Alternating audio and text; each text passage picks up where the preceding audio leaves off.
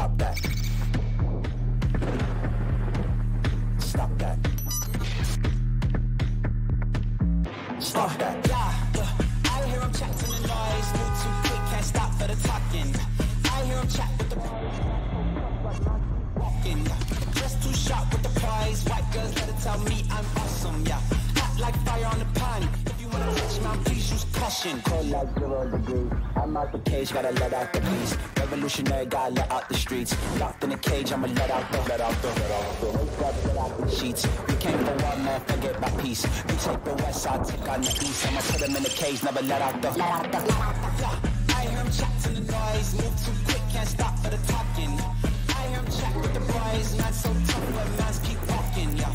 Just too sharp with the prize. White girls, let it tell me I'm awesome, yeah. Hot like fire on the pan. If you wanna touch my please use caution. Stop that. Stop that. Stop that.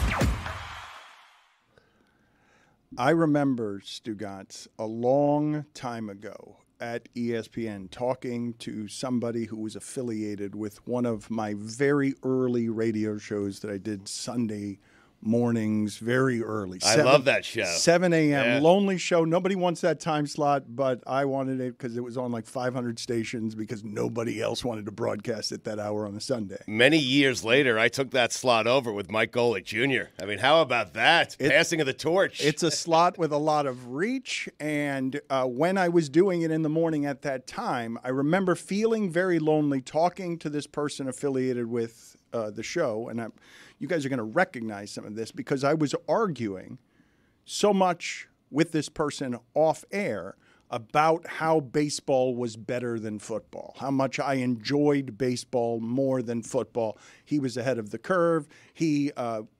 This was before football was even as popular as what it is now. It was something different then. Right around then, I think American Gladiators was doing a better number on television than football was, not too much longer after that. He also had a gambling problem. I lent him way too much money. And football will feed the attention of baseball was too slow, and that's something that happened to football with fantasy leagues and everything else. It exploded into I only have to invest my one Sunday, 16 weeks, I can handle that, and then football exploded. But the reason I tell you this story is because recently, I've been watching Rays baseball all of last year. I really do love what baseball has become. They fixed a lot of the problems. I still don't care about the All-Star game. However, having seen baseball go from the medicine of steroids to chicks love the long ball and home runs are all that matter. Paul Skeens, thank you for making me fall in love again with the power arm. The Dwight Gooden, the one guy nobody can hit. These are so rare. Now, keep in mind, pitching is totally unnatural for the human body. All of them are going to break. Skeens will break too, and it'll be unfortunate. But for now, everyone except Nolan Ryan. I mean, that's correct. Yes, Billy, thank you, Stugotz, for bringing it back to that. You're welcome. I want to get you to Nolan Ryan. I want to get to Nolan Ryan after seeing him walk out to the mound yesterday. I was chomping at the bits, champing at the bits. We've done this before. I don't remember what the answer was. I was ready for him. I was ready for the Ryan Express last night. When I saw him out there, I was actually screen recording my TV, my screen. I don't know how the kids do it these days, so I was just holding up my phone with video recording, and I was going to send it to you, and I was going to tell you, I was waiting for him because I saw him a little slow, the Ryan Express, walking out to the mound. So I was waiting to see that pitch, and then I didn't get it because they gave it to Adrian Beltre to throw out that first pitch. But I was so ready to send you a video to tell you I can foul tip this. Because that was the challenge. You know what? He can do that. Thank you. He can do anything that he sets his mind to. He's such an incredible athlete that nothing can stop Billy Gill. Nothing. Here. Even if it's something from 16 years ago that he was a Division I athlete on. When are we going, I say this in the most loving way possible to whoever is responsible for this, when are we going to fix that microphone for you so that it stops jostling when you have to touch it, that one middle microphone? I fixed it.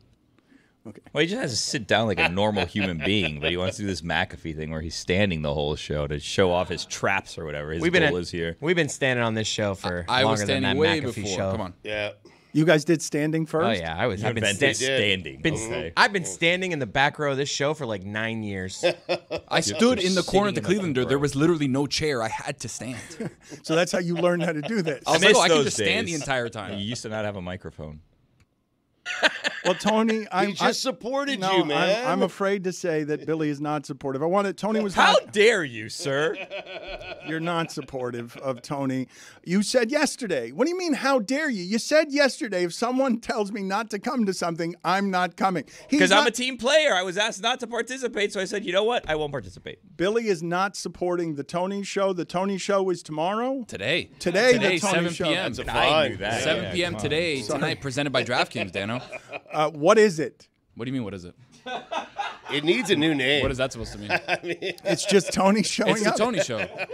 It's perfect. They're watching Back to the Future, It's too. perfect. We're not watching Back to the Future 2. Oh, this this one just is cosplay? No, this one is Back to the Future 2 themed as far as the movie poster or whatever, because we're going back to the future. We're going to be playing retro PS2 games from back in the day that we used to play as kids. So we're going to be doing that. We're going to be doing a lightning best ball draft presented by DraftKings, which is going to be exciting. There's a lot of stuff to do on the Tony Show, but that's why it's the perfect name, because we don't know what's going to happen until we actually do it. Stugotz, I've been a little frustrated because of how slowly we move as a company. Adam McKay does want to do something with Tony and Juju. This is not it.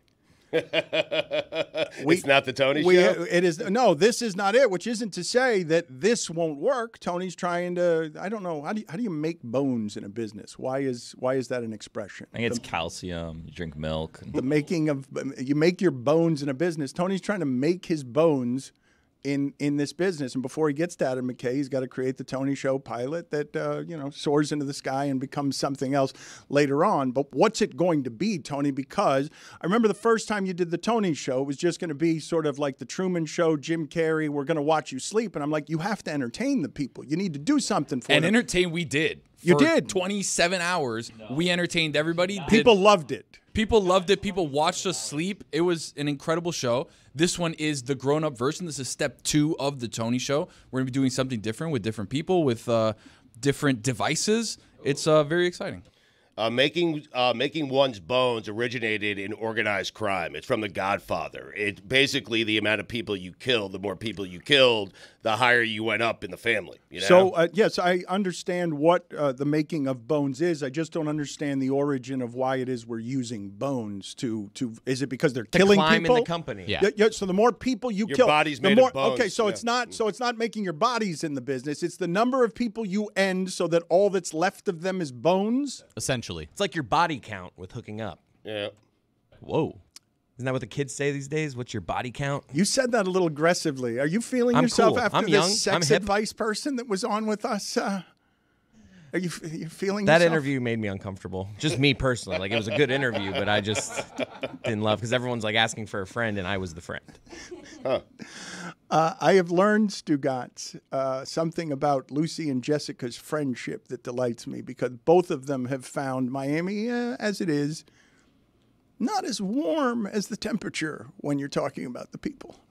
The people are different. The people are the people. I mean, Thank you, Stugotz, You for got it. offering nothing but Miami noise. is Miami. I mean, He is right about that. Yes, he is right. It's indisputable. The people are the people. But Lucy and Jessica have found Miami's people to be less than warm. So I was delighted to hear that Jessica has found a reliable person that she trusts to take care of Willow when she's out of town. Unfortunately, that person is Lucy, who cannot manage this situation at all. She's having a great deal of trouble with a disrespectful, spoiled, and entitled Willow. Do not speak about her that way. That is my best friend you're talking about. Willow or Lucy? I mean, it's tough because She's Lucy. She's Lucy. You Lucy confuse normally Lucy. rents a boy. dog Chris, for a Jessica, day. go Yes. sit in the penalty Here we box go. for 2 minutes. I Go sit in mean- the penalty box for 2 minutes. Yeah, you said Lucy You said instead Lucy. of Jessica. Get out of here. I just want someone to remember my name. Yeah. I mean, I was just saying that she year. normally rents a dog for a day. It's different when you have to have that thing over your house 24/7. This is how I feel it's about a new responsibility. children. Right? This is exactly what people are surprised that I'm good with children. I'm like, I love renting them. It's the ownership part that's a problem Dan, for me in terms can of responsibility. I love you. Don't have kids. Please. Please. It's a lot. Don't. Be content with being a godfather. Yeah. That's good. Yeah. Collect your bones as the Godfather. And I've collected so many bones. I am godfather to so many people. You guys were mentioning the mafia. This is how my friends extort me because they know I have money. Hey Dan, you want to be the godfather? Even though you're officially not, I tell Rachel and Emma all the time, you are their godfather. They're waiting for a check. I mean, anything. Venmo, something. Let's go. Funny. So Lucy's got no control of the situation. Okay. You're exaggerating. Willow is... Lucy, I'm not exaggerating. You told me she dragged you. Lucy? You are not there. Lucy, you told me she dragged you to an ice cream store and you couldn't get her to stop. You That has told me happened that. several times. And it's super cute, though. So here is the situation with Willow.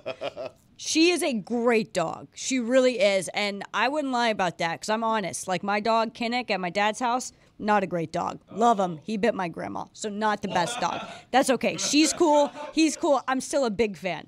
But Willow, great dog. She's very well behaved, but she can tell that I am like not an alpha. Like she can tell that I'm not. Oh, she can doesn't see through you. She doesn't respect me, and I thought I said that. I think you did it in a way that was disrespectful to Willow, and it should have been disrespectful to me. Yeah, you should have been more demeaning toward Lucy. You should have, because I'm not an alpha, and Willow doesn't respect me, and she shouldn't respect me. And so she thinks she can get away with a lot of stuff, and most of it is just every time we go for a walk, she's super excited. She'll get on her little, like, she's prancing. I'm like, yeah, she's got all this energy. That's great. And then she immediately takes me to this ice cream shop and just parks it. Like, we'll just sit there. It's 105 degrees outside, and I am using all my strength to pull Willow to get her to move because she will not leave this ice cream shop. And most of the time, we go for our walks early in the morning. So it's like 7 a.m., and she is just stuck outside this ice cream shop. And people walk by, and it's kind of embarrassing because I'm like having to drag her. And they're like, haha, looks like somebody doesn't want to leave. And I'm like, she just wants the ice cream. She just wants it. And she's good. I bought it for her. Of course. Well, that's why she does it, and that's why she doesn't respect you. And I'll do it again. Yes, and that's why you will never have control of this dog, and the pup cup is clearly an addiction. There's always that guy out there that when that happens, the dog is walking you, he says or she says, who's walking who, right? It happens all the time. That's I say it all the multiple time. times. Yeah. It's like the funny dad joke, but it's usually like 100 degrees out, and I just want to go inside, and I feel like I'm going to pass out, so they'll hit me with, like, who's walking who? And I'm like, shut up! Yeah, it's one of the great illusions, dog ownership, that you own them and you're not in their service. But my dog has never picked up my That's a good point. do you on the street? Or? That'd be weird, yeah. Yes, Sidewalk. Yes, that's it would be weird. Which part? The on the street or the dog picking it up? All of it. Yeah. It would be weird. That's good commentary. I don't think dogs should tie the baggies, Dan. I think that's part of the problem. Yeah, it's hard because they have that thumb thing, but it's like halfway up their arm for whatever reason. Yeah. Why do they have that there? I thought it was like an elbow. Really? Huh. You know what's funny about this? I just had this conversation, okay? Dog thumbs in the middle of their forearm? Because, like, what a coincidence. No, but elbows, what do you call somebody? An elbow? Do you call it an elbow or a knee? When a warthog has, this is funny. So because the animal is being preyed on in the animal kingdom, over time, the survival evolution of the animal makes it so its head and shoulders and neck are super thick to not get bitten in an exposed area. And the warthog has to eat. It sort of puts down its feet so that it is eating on what you would call either its elbows or its knees. But is it the elbows? Because the warthog's not walking on two legs. Those are all legs, so they all have to be knees, correct?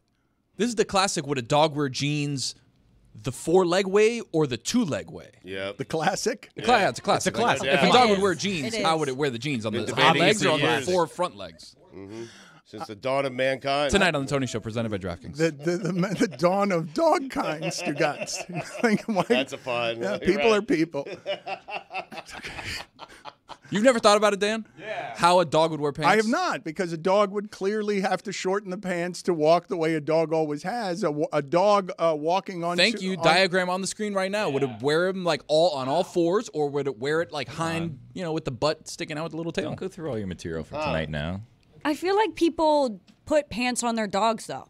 Yeah. Like, it's a thing that, like, when you have those, like, little floofy dogs, people like to dress them up. One time, my dog would not stop peeing everywhere, so we put a diaper on, which I feel like is kind of like pants. And it was not. I do with my kid. Yeah, it wasn't the bottom. So I feel like the pants have to go on the back, right? You would think. Well, I've never asked dogs, so we don't know which they prefer.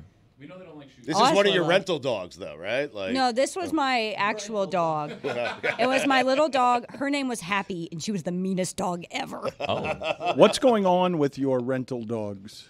What's the latest with this good work you've been doing? I haven't been doing it much lately. Not because I'm a bad person, but because I'm busy. The Miami shelter was overflowing a few weeks ago, so they were actually really, really desperate for people to come take dogs out. Ideally, adopt the dogs.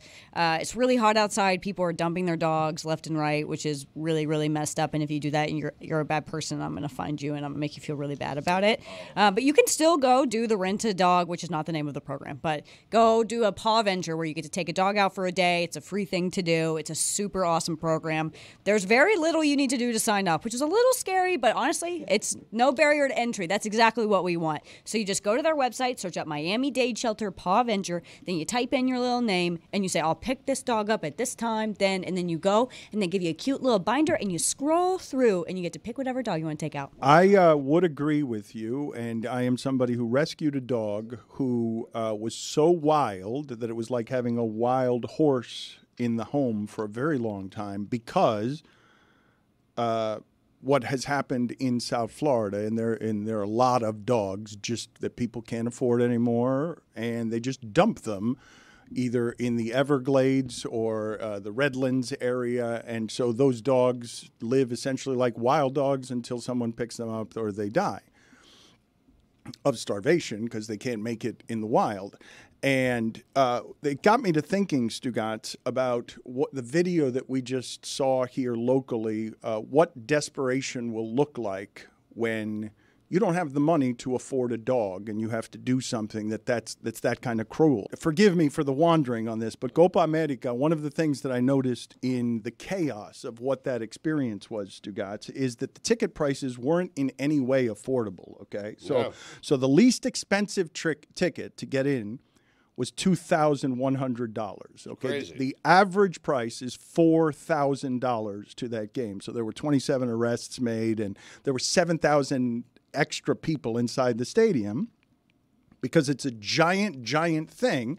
And the passion around soccer, I mean, I know we have it with football, but I don't really think that America understands how the rest of the world links up for its identity with its country's soccer team.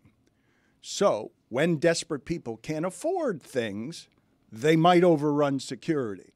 Now, I'm not obviously exonerating anybody for this kind of lunacy. You should pay. But when we're living in America where you see that the Republican Party is actively trying to just change all the rules, don't like them, so I'm just going to change them all. These laws don't apply to me. I'm not going to prison, immunity. So that the party of money can continue to empower money and create a situation where we have even more desperation than we have now.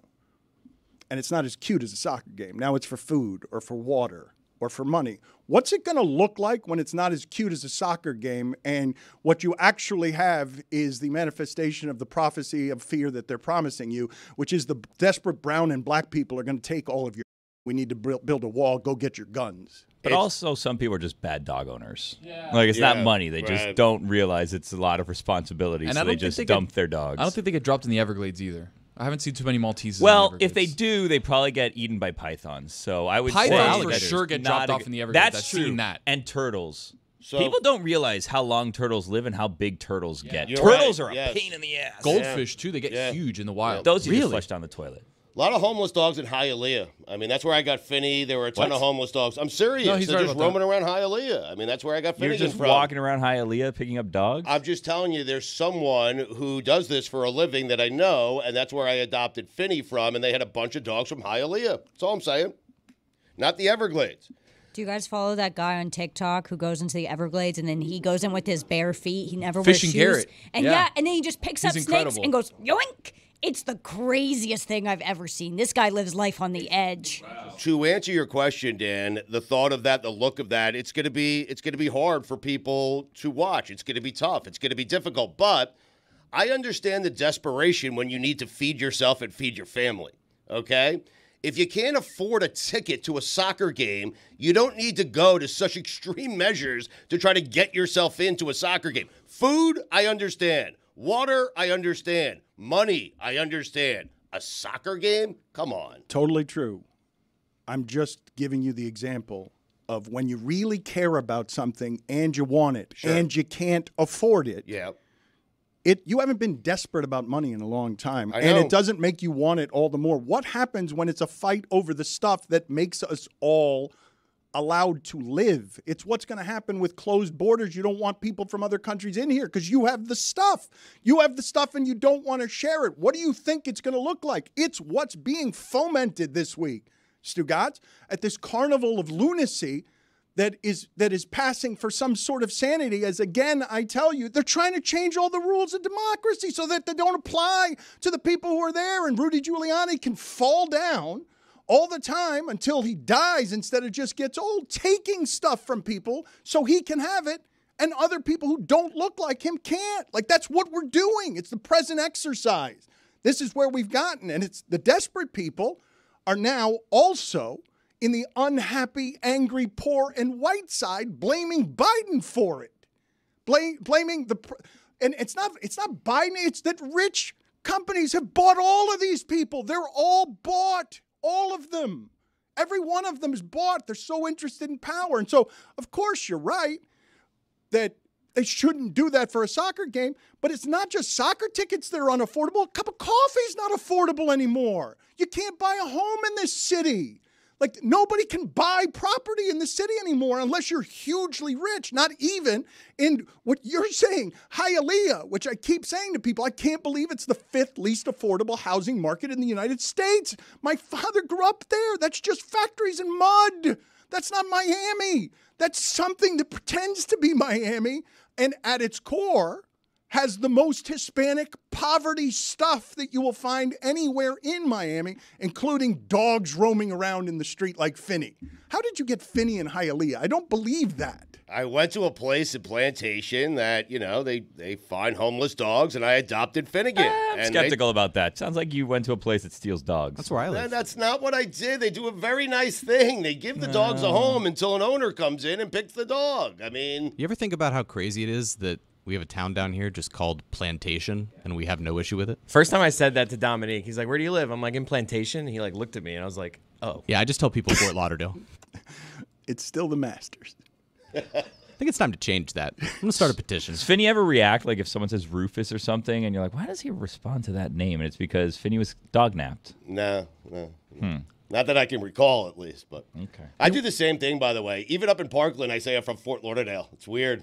I don't know why. Well, but they're doing it for a different reason. I than you're understand doing why it. they're doing it. I'm just saying, I live in Parkland. I still say Fort Lauderdale. That's because you can't help yourself from lying at every point when you don't need to. People don't know where Parkland is. They don't Yeah. know Coral Springs. They know Fort Lauderdale. If I'm speaking Yeah. to someone from Florida, then I might tell them Parkland if I were you. But if I'm speaking to someone who's not from Florida, it's Fort Lauderdale. And if I'm speaking to someone where I'm not sure that they're even going to know Fort Lauderdale, then I'm just from Miami. Thank you. That's a You're tell. welcome. If someone says I'm from South Florida, you know they're from Broward. Yeah, that's true. Now you just say Miami. You're exactly right. That is true, isn't it? We want people to think it's Miami. You want the association. I think Boca too. Like if you're up there, you'll say South Florida too. Yeah. If you say Boca, I assume you're 80. Or Jewish. Put it on the poll at Le Batard Show. If someone says they're from Boca, do you assume they're 80? Do you guys know what Boca Raton means? Any of you in the room who aren't Hispanic? Oh. Well, I'm Hispanic, so I'm not going to answer the question. But you do know? You do yeah, know? rat's mouth, right? You ruined the Hispanic. game. Spoiler You alert. ruined the whole Jeez. game. Well, you guys wanted to bully me flex for being white. so badly. I know They were something in Hispanic. Spanish, Say it. guys. I'm Cuban. Boy. I know, there's so many jokes, though.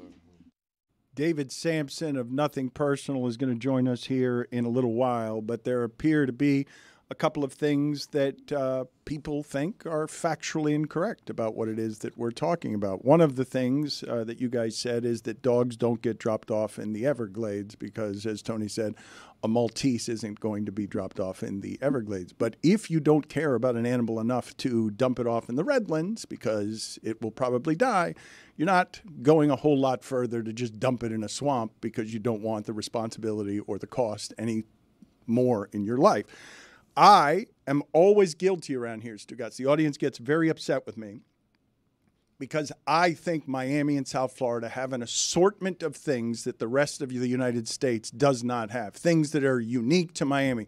Right before I left, I was telling all of the room, I don't believe a lot of places in the country have what we do at 11 and at Space, the clubs that stay up all night. And you guys gave me a number of cities that do have all-night things. And I assure you, those cities aren't filled with thousands of people doing that all night on drugs. That's only happening here and Vegas, and I don't think anywhere else in the United States where you gave me some cities there that stay up all night or have certain places. How dare you call Minneapolis a shitty city, Dan? It's just absolutely not something that's happening over the United States where you've got all over thousands of people at 6 a.m. spilling out of a club on drugs. New Orleans. Yes, that's a good one. New York, yeah. I don't know if I don't actually. Definitely, I've done it. I don't know if New My Orleans has a lot of. Does New Orleans stay up all night with a place that's got thousands of people in it? I guess Bourbon Street would be that. Regardless, we do have something in the Everglades that I don't believe happens anywhere in the United States, which is we have a snake problem. It's a giant snake problem, so much that there are hunters who go out there and get paid for just eliminating some of the snakes that should not be in the Everglades. And Lucy, what is this video that we're watching now that you provided because you just learned about this the other day? So this is Fishing Garrett. I talked about him a little bit in the last segment. He is based here, I believe, somewhere in South Florida, but I don't know what South Florida means after all you guys just said. So whatever, in this general vicinity. And his whole thing is that he is trying to find a 20-foot python. So this crazy ass guy just goes in the Everglades barefoot all the time looking for these pythons, and then will just stick his hand into the water, pick up the snake, and go yoink. So if there's a way that we could play this with the sound, because he'll tell you what animals are there, and you'll hear him yoink. Well, why don't we just get him as a guest to talk about some of this stuff? Because South Florida has a number of these unusual people. I met one of them who has to, is it Burmese pythons? Has to kill them and just puts a bullet in their head. Yeah. They actually sell licenses where you can go out and get a license and go kill these pythons because they're so invasive. They kill all the other animals. There's a lot of small rodents. I think Ron has talked about it. Small rodents, even up to things like mid-size that the pythons just kill because there's so many of them. I feel like that's taking the easy path, just putting a bullet in its head. I mean, come on, catch the snake. You're a snake catcher. Don't bring a gun. I mean, the snake doesn't have a gun. Seriously, it's cheating. Stugotz, you called 911 on a fraud. I did, but I'm not. Listen, I don't do this for a living. I know, but you can't. I'm not catching frauds for a living. You can't be the Monday morning quarterback on how to kill a snake when you called 911 on a fraud. But I'm seeing all these snake hunters going into the Everglades, and they're doing it with their hands. This guy's bringing a gun. It's cheating. I'd be upset. The woman also catches them with her hands and puts a bullet in their head. After she catches them. Yes. Well, that's what I'm saying. You don't just walk up to a snake with a gun and shoot it. I mean, you call 911 so the cops can come and shoot it. It's cheating. Billy, I don't want this to be another thing that we talk about and don't do, okay? Because I was told upon return from Edmonton that we had a number of different ways and angles to get a billboard in Edmonton. We thought, Amin said, I've got contacts. You guys are amateurs. Edmonton shut us down from every angle. We put up a couple of billboards in South Florida that had no impact whatsoever. And I was told we were very close. We almost executed the joke of me seeing a billboard in Johannesburg on my way from the airport because Meadowlark put one there just for me. Just for me to see in the airport. I was told we were very close to executing that joke, but didn't execute that one either. What if you were looking the other way and didn't see it?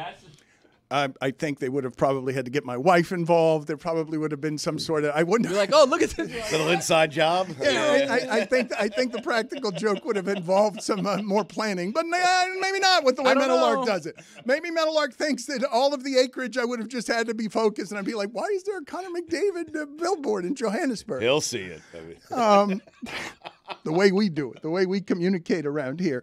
But I want to get you in front of Nolan Ryan so that you guys understand how you consistently underestimate how much better these people are. He's 77 years old. I know, old. you've mentioned that before. And you are not the athlete that you think hitting a curveball. He barely could walk out to the mound yesterday. Okay, and you are not the athlete that you think you are. I believe. Now, I may have this wrong, but I want to execute it. Instead of just talking about it, I want, and Nolan Ryan's not going to come here, I want to get you to wherever Nolan Ryan is and see if you really can hit what you think you can hit. Because, again, the power arm, Stugotz, to me, it's the best thing in the sport. It's the most unique thing in the sport. Name the guys, Stugotz, all time that have really been fallen in love with because they just throw harder than everybody else. It's not just Nolan Ryan. It's all of the closers throughout time that used to come in for an inning and throw 100 miles an hour and make us confused how Mariano Rivera could do it not throwing 100 miles an hour. You know, Paul Skeens last night wasn't the rookie who was throwing the hardest in the All-Star game. Mason Miller, the closer for the A's, threw a pitch 103.6 miles per hour. It's insane. He's unhittable, and nobody knows who he is. I think Stugotz knew that he wasn't a Meadowlark employee, though. I did. I got that one right. Yeah, congratulations. Stugotz, I've told the story before of, Mike Lowell, World Series MVP, saying what the difference between 92 and 96 is. 92 and 96, where it's like 92, okay, I'm okay, 96, whoa. Now make it 104. Right. It's crazy. It's crazy. You're talking about what you're yearning for is the Goose Gossage, right?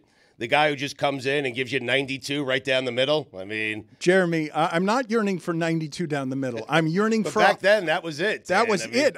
Go look up for me. Goose Gossage famously threw out his back sneezing because physically that's what he looked like. Like Sammy Sosa. He looked like somebody who should throw out their back sneezing because the act of a sneeze, not even his formidable back, could take all the power coming from inside his body and handle the sneeze. The back was going to break. Go and look up how hard he was throwing at his maximum because he was a flamethrower, and my guess is that he's 12 miles an hour slower throwing a fastball than Skeens. I just remember how impressed I was when Matt Lindstrom threw like 94. Right. I was like, it's the best. Calling my friends on hey, you see this guy, Matt Lindstrom? Like 96 he hit last night. And everyone hit him, too. Like, he had an ERA of 4 the entire time. Everyone could hit him. I thought Lindstrom got even higher into the 90s. But he might have. Do you think I have this wrong, though? Billy, how do you feel about the power arm? Goose Gossage on the Hall of Fame website says he had a 100-mile-per-hour fastball. Wow. But I feel like that was also at the times where it's like, what that look like? As 100. Right. Yeah. Put that down. This says he threw a Don't believe me. 103-mile-an-hour fastball during Okay. the 1978 All-Star game. Impossible. That- I don't see that happening. He didn't do it. Yeah.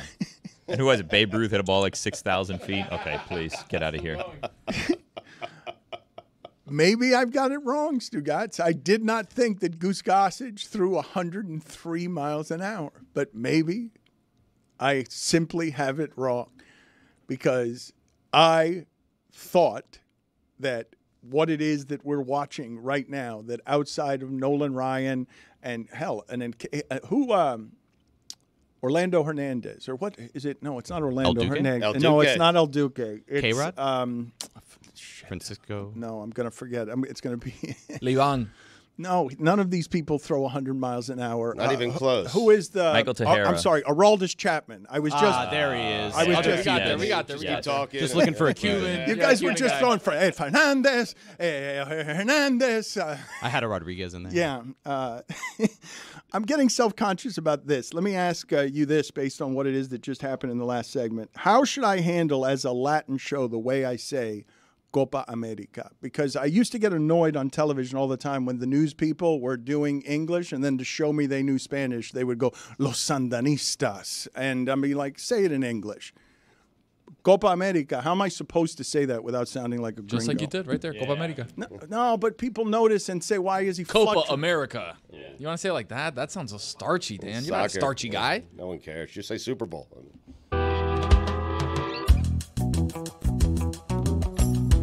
50 days till the NFL. How about that, Dan? Crazy. You excited? 50 days until the NFL. Oh my God. I wanted to talk about baseball. You're going to 50. do it the same way that my the person who had a gambling problem did it to me in the 30s by pulling me off of baseball Allegedly. to talk about football? What is considered? We were having this discussion out in the bullpen area here. What is considered?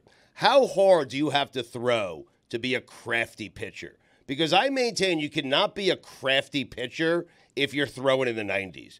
You have to be a guy who's mid-80s, 85, Disagree. 86. You top out at 87. Stugotz, there's one guy in the big leagues right now who throws in the 80s. You like can be ever, 91 can be crafty, Stugotz. 91?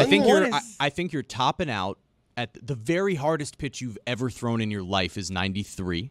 You occasionally top out during a game at 92. Right. You're living between 88 and 90 for the most part. Like- if you're a crafty lefty. You can only be a crafty lefty. You can't be a crafty righty. Well, crafty that's righty, fair. you're a Crafty plumber. righty or the Kyle minors. Hendricks. When I think Kyle Hendricks when I begs think to crafty, differ. though, I think like Tom Glavine. That's who I think of. Wasn't Where- Greg Maddox crafty? All Yeah, he right, was let's crafty. let's bring Yes. in a He topped out, baseball 93, 94. expert here with Jeremy. He is now doing David Samson and Jeremy are doing a baseball segment that's smarter than most of the ones we do around here. So put this on the poll, Juju, please. Is there such a thing as a crafty righty? And David, go ahead and answer the question we're asking. What is crafty today? Because I don't think crafty today is the same as crafty was 20 years ago. I'm not sure anybody's crafty today. And crafties are lefties, and they're slow tossing. Greg Maddox was a power pitcher when he started. Greg Maddox, when he got older, turned into a bit of a crafty because he confused crafty with command. Command doesn't make you crafty, and that's what Greg Maddox had. A lefty crafty is the guy from Major League with Vaseline on his shoulder. Randy Choate. Randy Choate was not crafty. What? But he did have a suitcase that had cutouts in it with alcohol bottles that he brought on the team plane. That was always He fun. threw But sidearm no. and threw like 91. So sidearm is not crafty. Oh, come You on, can that's get crafty. submarine. Yeah, No, not that's You crafty. can't be crafty. No. Submarine, That's a totally different different. category. Yeah. Tim Spooneybarger was a submarine pitcher. Ooh, Spoonie Barger. Also not crafty. No, not crafty. It's a submariner. Different categories. Yeah. What did you say Choate would do? Well, we didn't allow players to bring alcohol on the plane, wink, wink. So he had a suitcase made that had cutouts in it. You know when you buy a book, but it's really where you keep your money and it's like empty in it? So he always wanted to be, he was Corbin Burnson of our team from Major League, talking to Major League, where you think he's the big business guy carrying a briefcase and wearing nice clothes and giving financial advice to people, reading the Wall Street Journal with a comic book in front of it.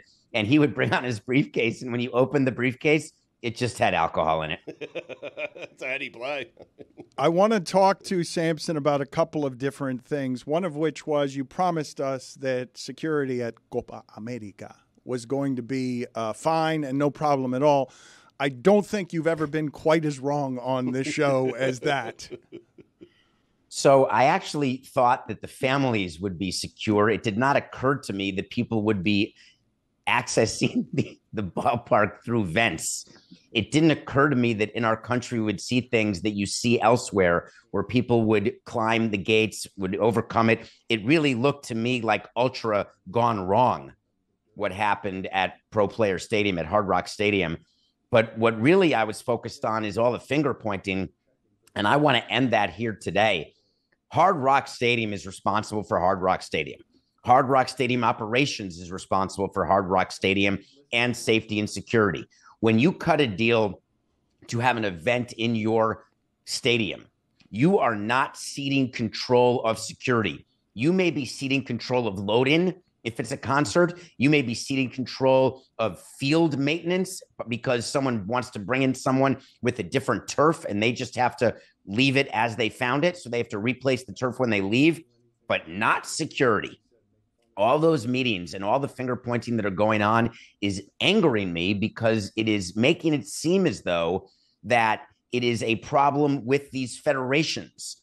And I do not believe, and I know that's not the case, having played games at Hard Rock Stadium for many, many years. Well, tell me, because you and Mike have both been here, and I don't feel like that, and I'm behind, so forgive me. I don't know what all of the national discourse has been on this subject, so perhaps it's been covered. But I thought Mike was fairly alone in what I did see in talking about the minutia on security detail that puts the blame on the venue and not on the people because they were treating it like it was a regular season Marlins game with security. Well, I'm not willing to say that not to put the blame on the people. Just because the turnstiles are not operating and the subway doesn't mean that you jump them. So if, in fact, there's an area where you can access a ballpark, that doesn't mean you access it without a ticket. That is trespassing. That is breaking the law. And in terms of the number of security, you also have to look at the number of police. And that is decided on beforehand. You meet with the county and the city of Miami Gardens, and you staff an event. Everybody gets a piece of paper that has on it the expected crowd, the expected, we don't put the announced crowd, the actual expected who's going to be there, the number of people. And then you get a number of staff, and then you get a number of the game day staff. So there's uniform security, and then there's non-uniform security, and everyone knows what it is in advance. It was definitely more on hand than for a regular Marlins game where they don't sell out. But it's also a difference when you've got a music festival versus James Taylor. And so the question is, when you have Copa having its final at Hard Rock, it's going to be staffed as though it's sold out and you're going to need extra security. And you've got to plan for the possibility of people coming to the site without tickets because they released a press release saying don't do it. But then they didn't establish, and this is Hard Rock, they didn't establish a second outside perimeter.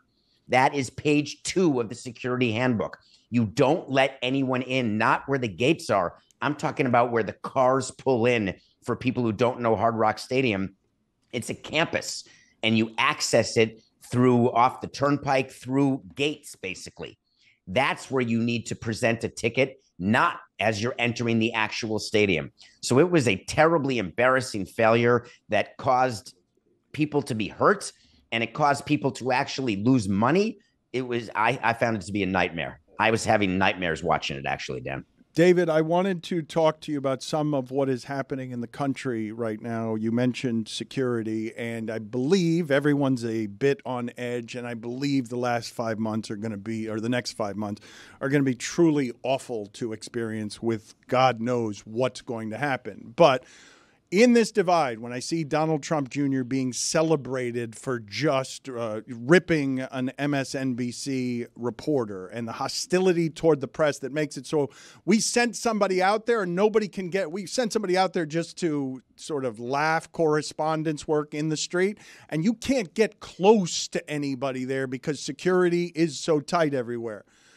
The Daily Show didn't televise on Monday. Morning Joe, it feels like ran scared from everything that's happening because, of course, the media is going to feel threatened by everything that's happened out there. Can you explain to me what is happening with, for example, the show Morning Joe, which is supposed to be one of the strongest entities that we have?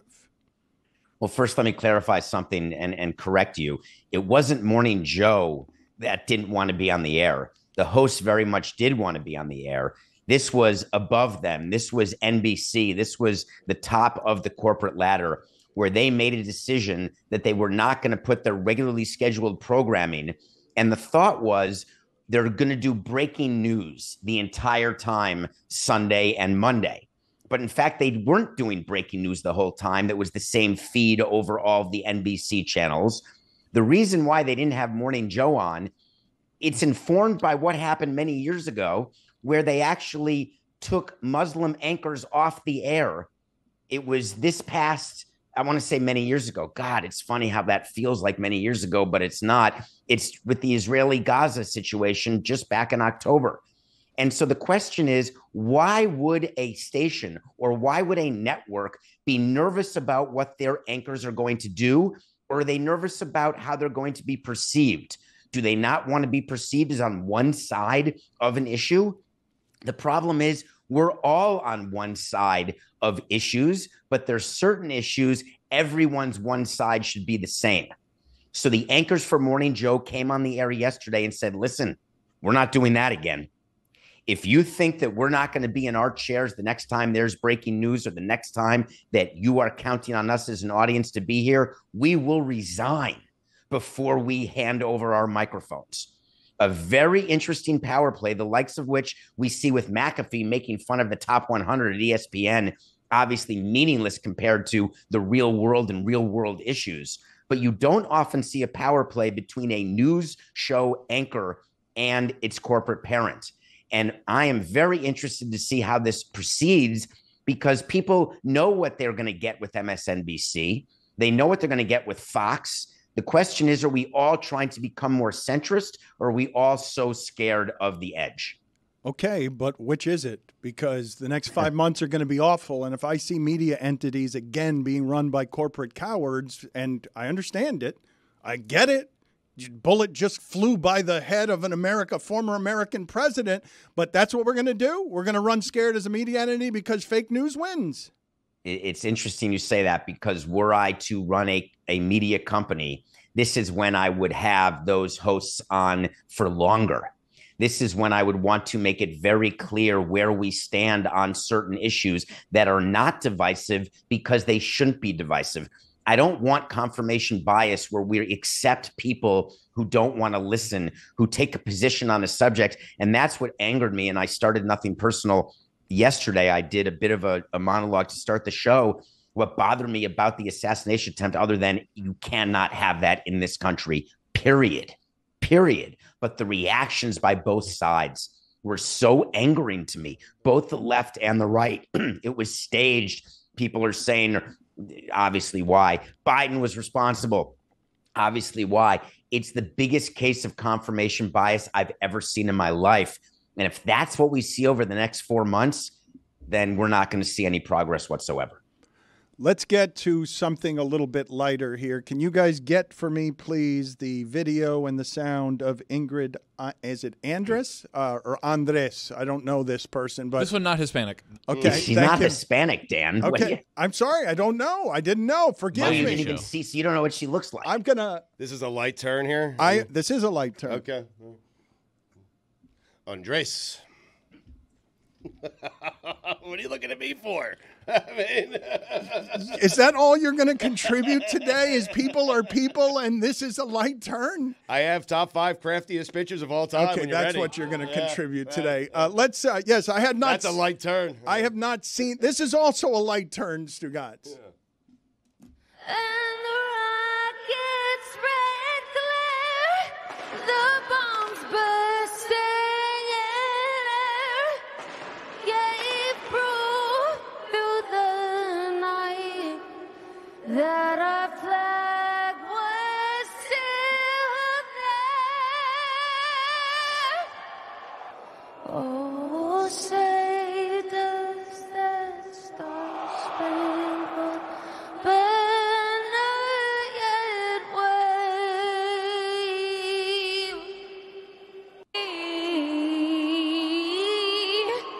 in the home of the brave? Woof. Gee, You know, very bad. That's a 4-time Grammy nominee. And of course, just like when you're sought after with the golf club by your wife and you just, or your Roseanne, or you say you're Ambien, she came out and said, oh, just FYI, sorry about that. I was totally drunk and I'm going to go to rehab and it's going to be fun, y'all. I hear it's great. I was despondent with her statement. And I'm supposed to be empathetic, and I have a problem with empathy, but really, this is what, I didn't hear any slurring, but that's not the point. I was more angry with the operations people for Major League Baseball. You don't let someone on the field. You have eyes on people who do the anthem. You're in the green room with them, for crying out loud. Did she hide it that well, like a functioning alcoholic? How quickly into the national anthem do you just go take the microphone and start again? Because the level of embarrassment was off the charts. I mean, yeah, David, she probably did hide it very well if she is a functioning alcoholic who's now going to rehab. Like that is how that works. I don't think you can hide. You're so close to them. You're there, you're rehearsing. Maybe they're sneaking drinks. Maybe she spiked her water. All I know is that the in-game entertainment, which are the special events people in baseball, the people who work for the Rangers, you're with the people doing the anthems. There's rehearsals, and then there is pregame. There's a green room. You are a part of it. Maybe I'm inexperienced in that regard, but I've been thousands of anthems. We're with anthem singers. Right. I thought he was going to say I've been with thousands of drunks. You can't pin this on game day ops, though. I mean, what are you doing? I am pinning it on them because you can't. If you're baseball on your second biggest stage, someone argue your biggest stage, you cannot allow her to take the field. You simply cannot. Yeah. Game day ops guys are like, what the? No, the people who actually are game day people are not that. They know they would not. We would never have had that at the Marlins.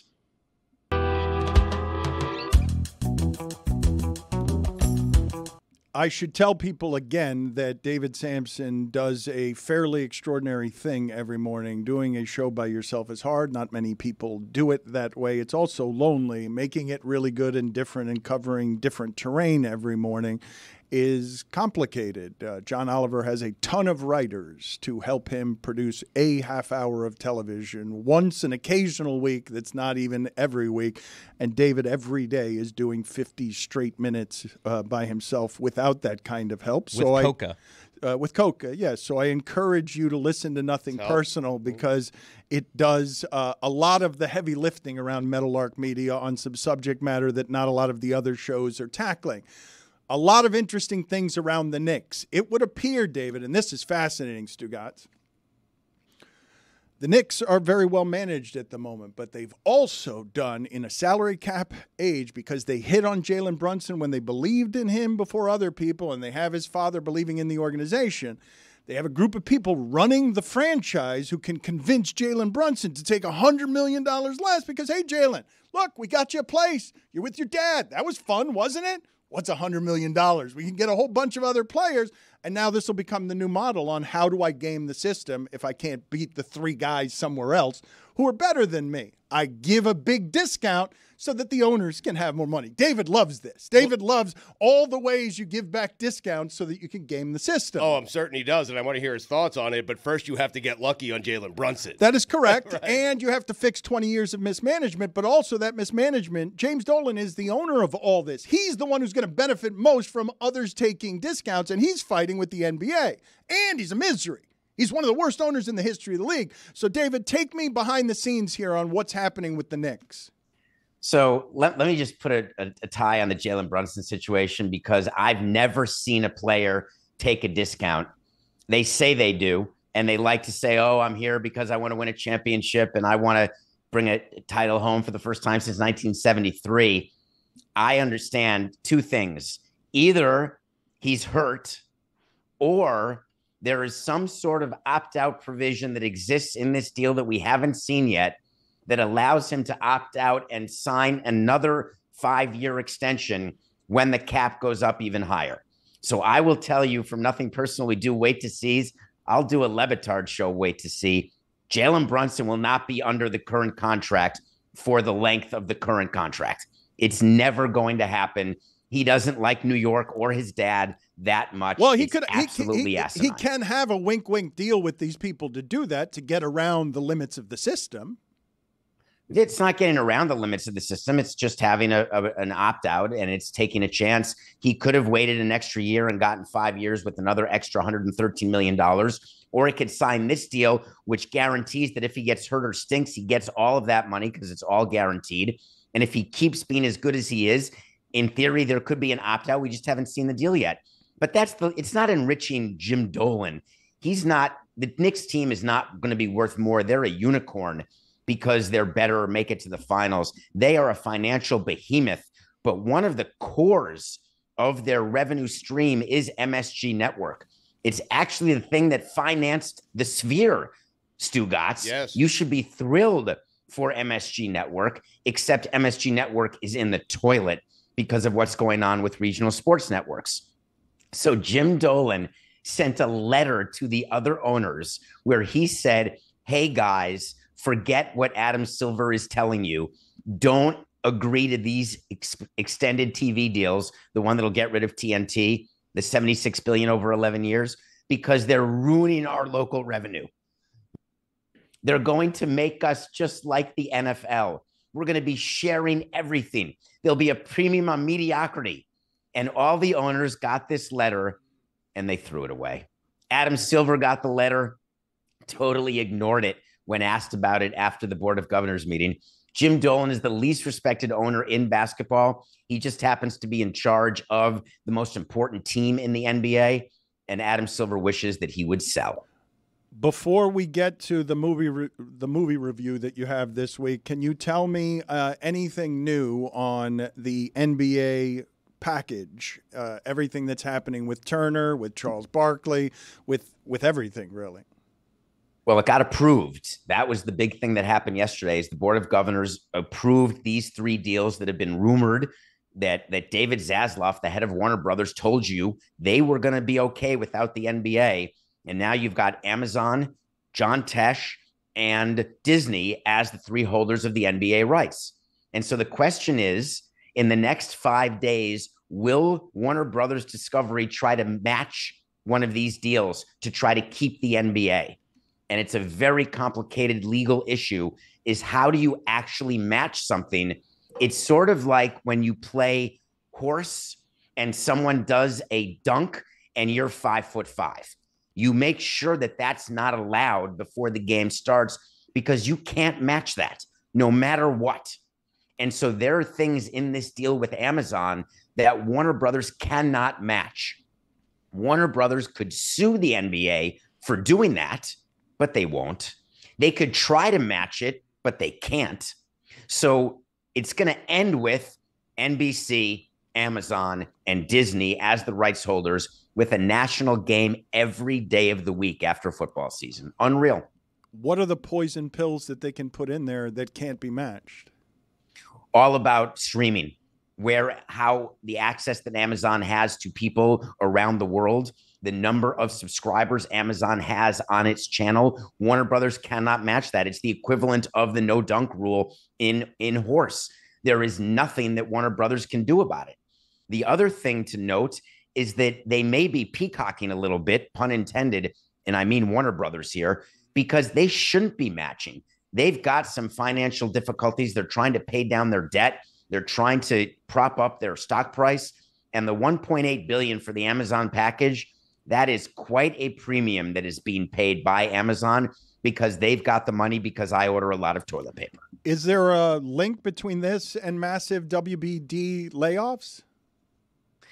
No, there's actually not. And the timing is so unfortunate. The layoff, you could add up all the layoffs and it would not, it's like firing 10 lower level employees and saying, oh, look, now we're a good company again. We're totally financially healthy. You have to get rid of the higher paid people, not the lower paid people. So no, there's too much money involved in this deal with the NBA that layoffs would not pay for. What is the movie you're reviewing for us this week? Boy, I hope somebody saw it. Anyone watch The Man with 1,000 Kids, the documentary? Man, is there more than one? Is this the doctor that was using his own sperm? No, that's another guy with 1,000 kids. Different guy. Yeah. That's a different guy. Different guy. Yep. Fine, by the way. So this is the story of a guy in Denmark who enjoyed going to sperm banks and being a donor and had a ton of kids all in the same geographical areas in violation of the law, which can cause kids to be incestuous because they don't know that all of a sudden they're brothers and sisters. And all I kept thinking about was Schwarzenegger's son with his housekeeper who came to work one day and said, God, I look just like my father. I look just like my siblings. The question is, what is the morality and legality of this man trying to spread his seed in places where he should not be doing it and violating the law? And he got caught because the mothers of these children, by the way, he wouldn't necessarily do it in a cup in the closet. he liked doing it the natural way as well, but that's a different part of the movie. But it is true that's not normally how sperm donorship works. But all of that said, he got in trouble, and there are thousands of kids who are all brothers and sisters. It's a nightmare of a story. Are you recommending the movie? No.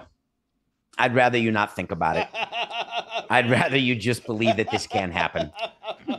Before you get out of here, Stugotz has his top 5 list of crafty pitchers. Yes. Are you ready, David? Yes. Number 5 or OLI? Number 5, Dan. Number 5. Gaylord Perry. Nope. What do you mean no? It's my list. Okay, sorry. Number 4. Dan Heron. That's a good one. His Twitter handle is I throw 88. No, but that now He used to be a power pitcher. he used to be I a throw power 88. pitcher. He used to be a power pitcher. He threw 88 Power. miles an hour. He's proud that he throws the 88. entire second half of his career. You guys are wrong. That's a good one. Heron used to be a power arm. never. For like 2 years. Now when the Give me Marlins had a him. break. Yeah. Number 3. Ted Lilly. That's a good one. That's a good one. Thank you. I got David with that one. Ed Lily's a great one. Thank you. Also a Toronto Blue Jay. Number 2. Tommy John. A classic. Number 1. Jamie Moyer. Bravo. Bravo to Wow. Jamie Moyer. A standing ovation from Best one of Moyer's all Cody. time, I mean, clearly. Jamie Look, when Moyer. you get one. Put it on the poll, please, at Le Batard Show. Is Jamie Moyer the greatest, craftiest pitcher ever? According to the Google search I did for top 5 craftiest pitchers, he's number 1. Greatest crafty pitcher ever. Yes, agreed. David, thank Same you. search. We appreciate it.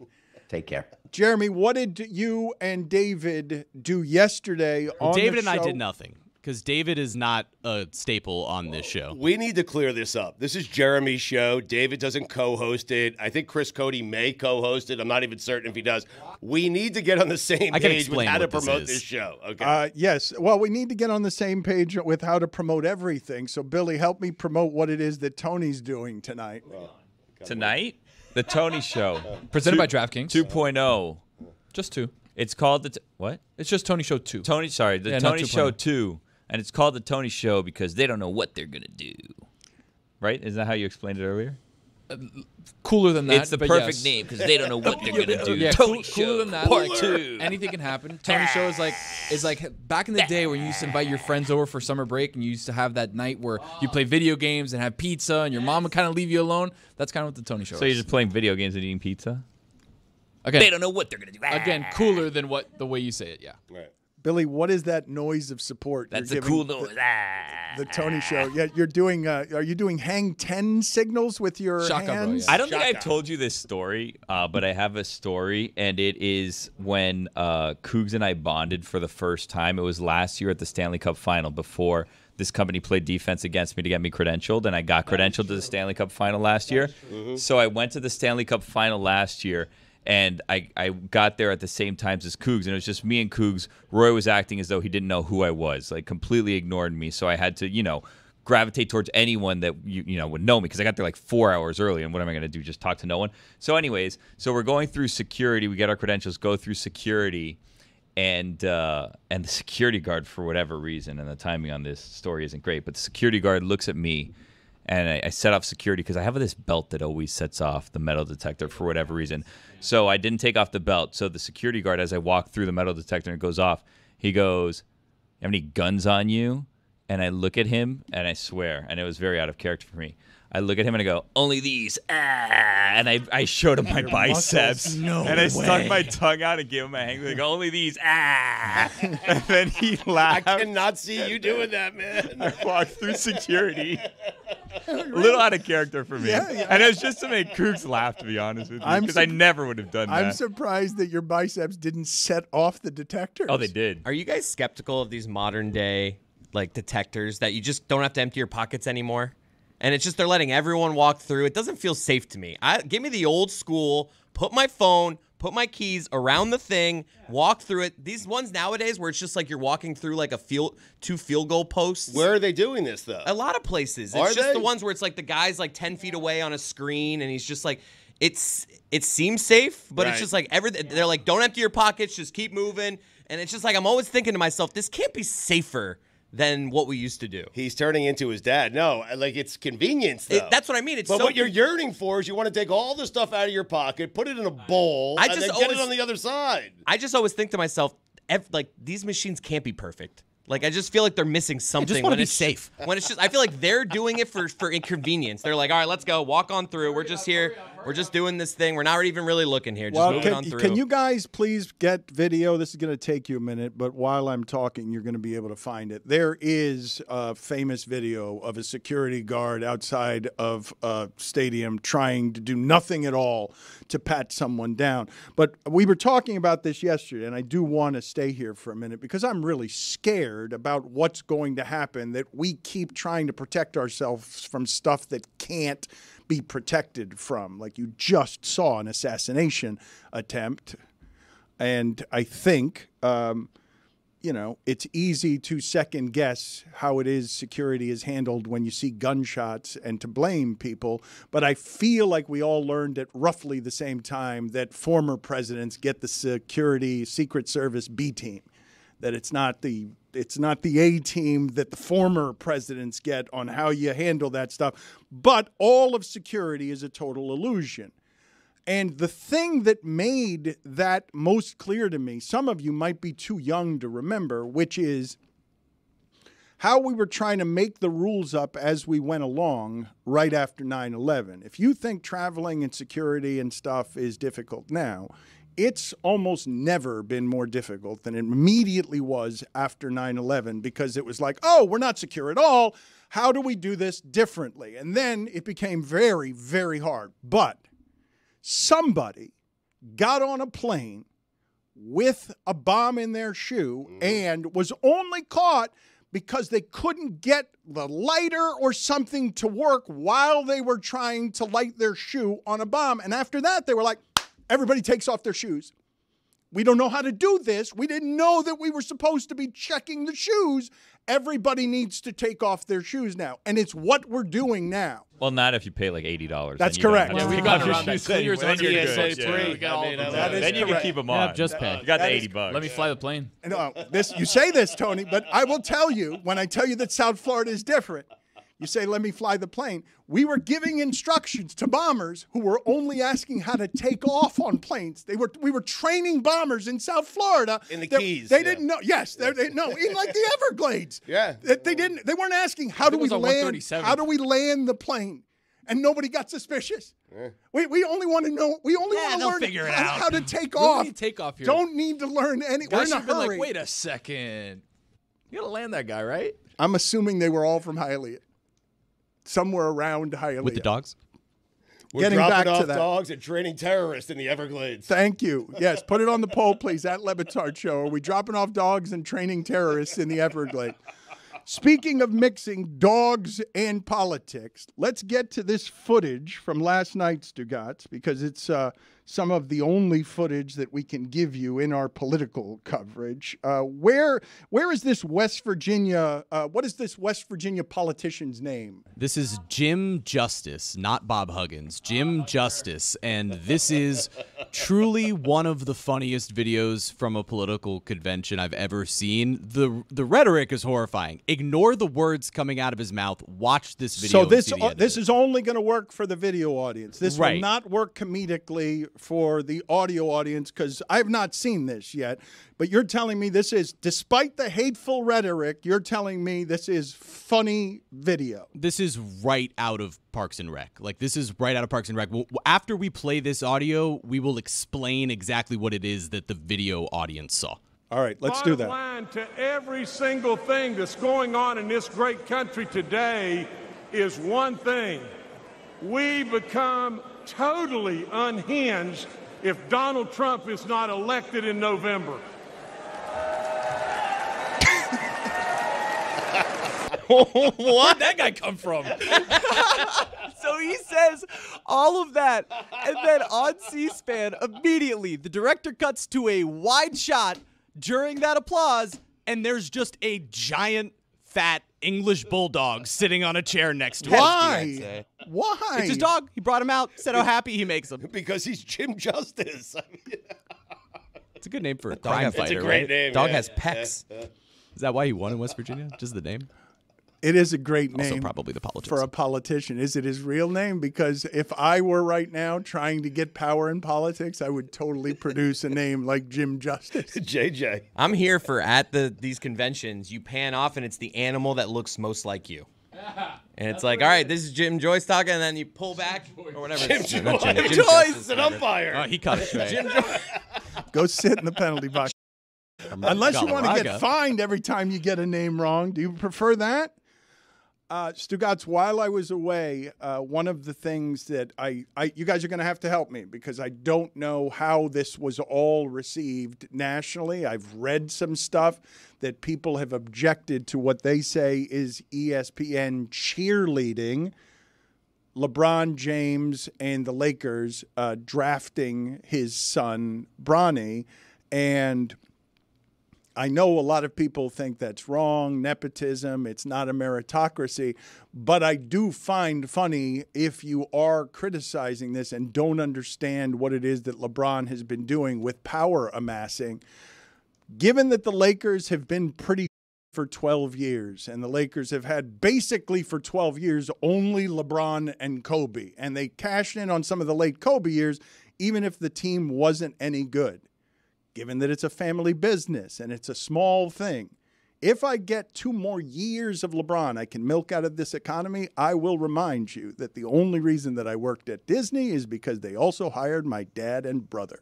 If you don't believe LeBron can choose his son and his coach because they need his economy for the next 2 years to just milk it, even if they're not any good, you don't understand what's happening there, which is LeBron can do whatever he wants, and it doesn't matter what your rules are. He's realized at the end of his career what the economy is of LeBron, and that's the business the Lakers are in now. You can object to it. You could want meritocracy. You could say it's not fair. But if LeBron wants his son on the team and J.J. Redick is the coach, that's what you have to do in order to make money.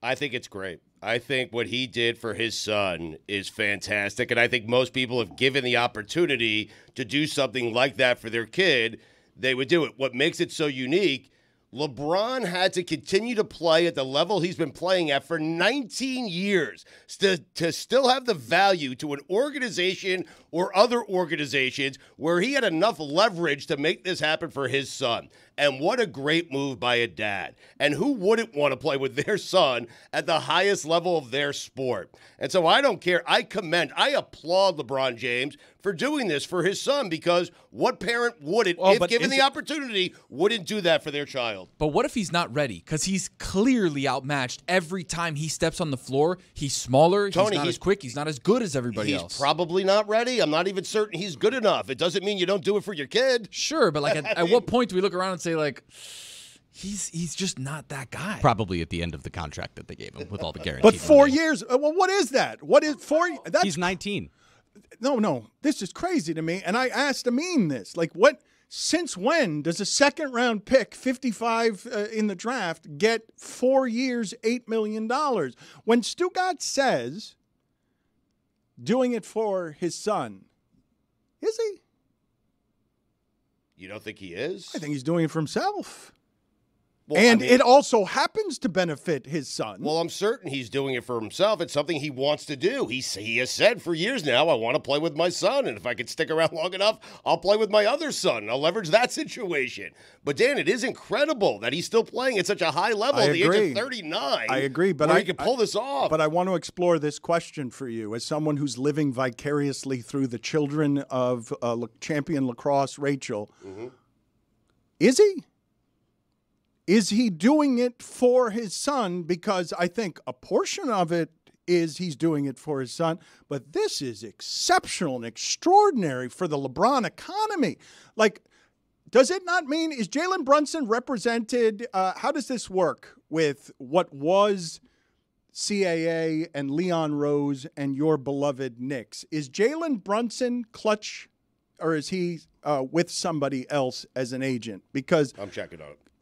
LeBron's moving pieces, Stugotz. His son, players. I'm not sure if Jaylen Brunson is a part of this. I just know Brunson that. CAA. Yeah. Okay, so Brunson's part of this CAA contingent that makes Leon Rose.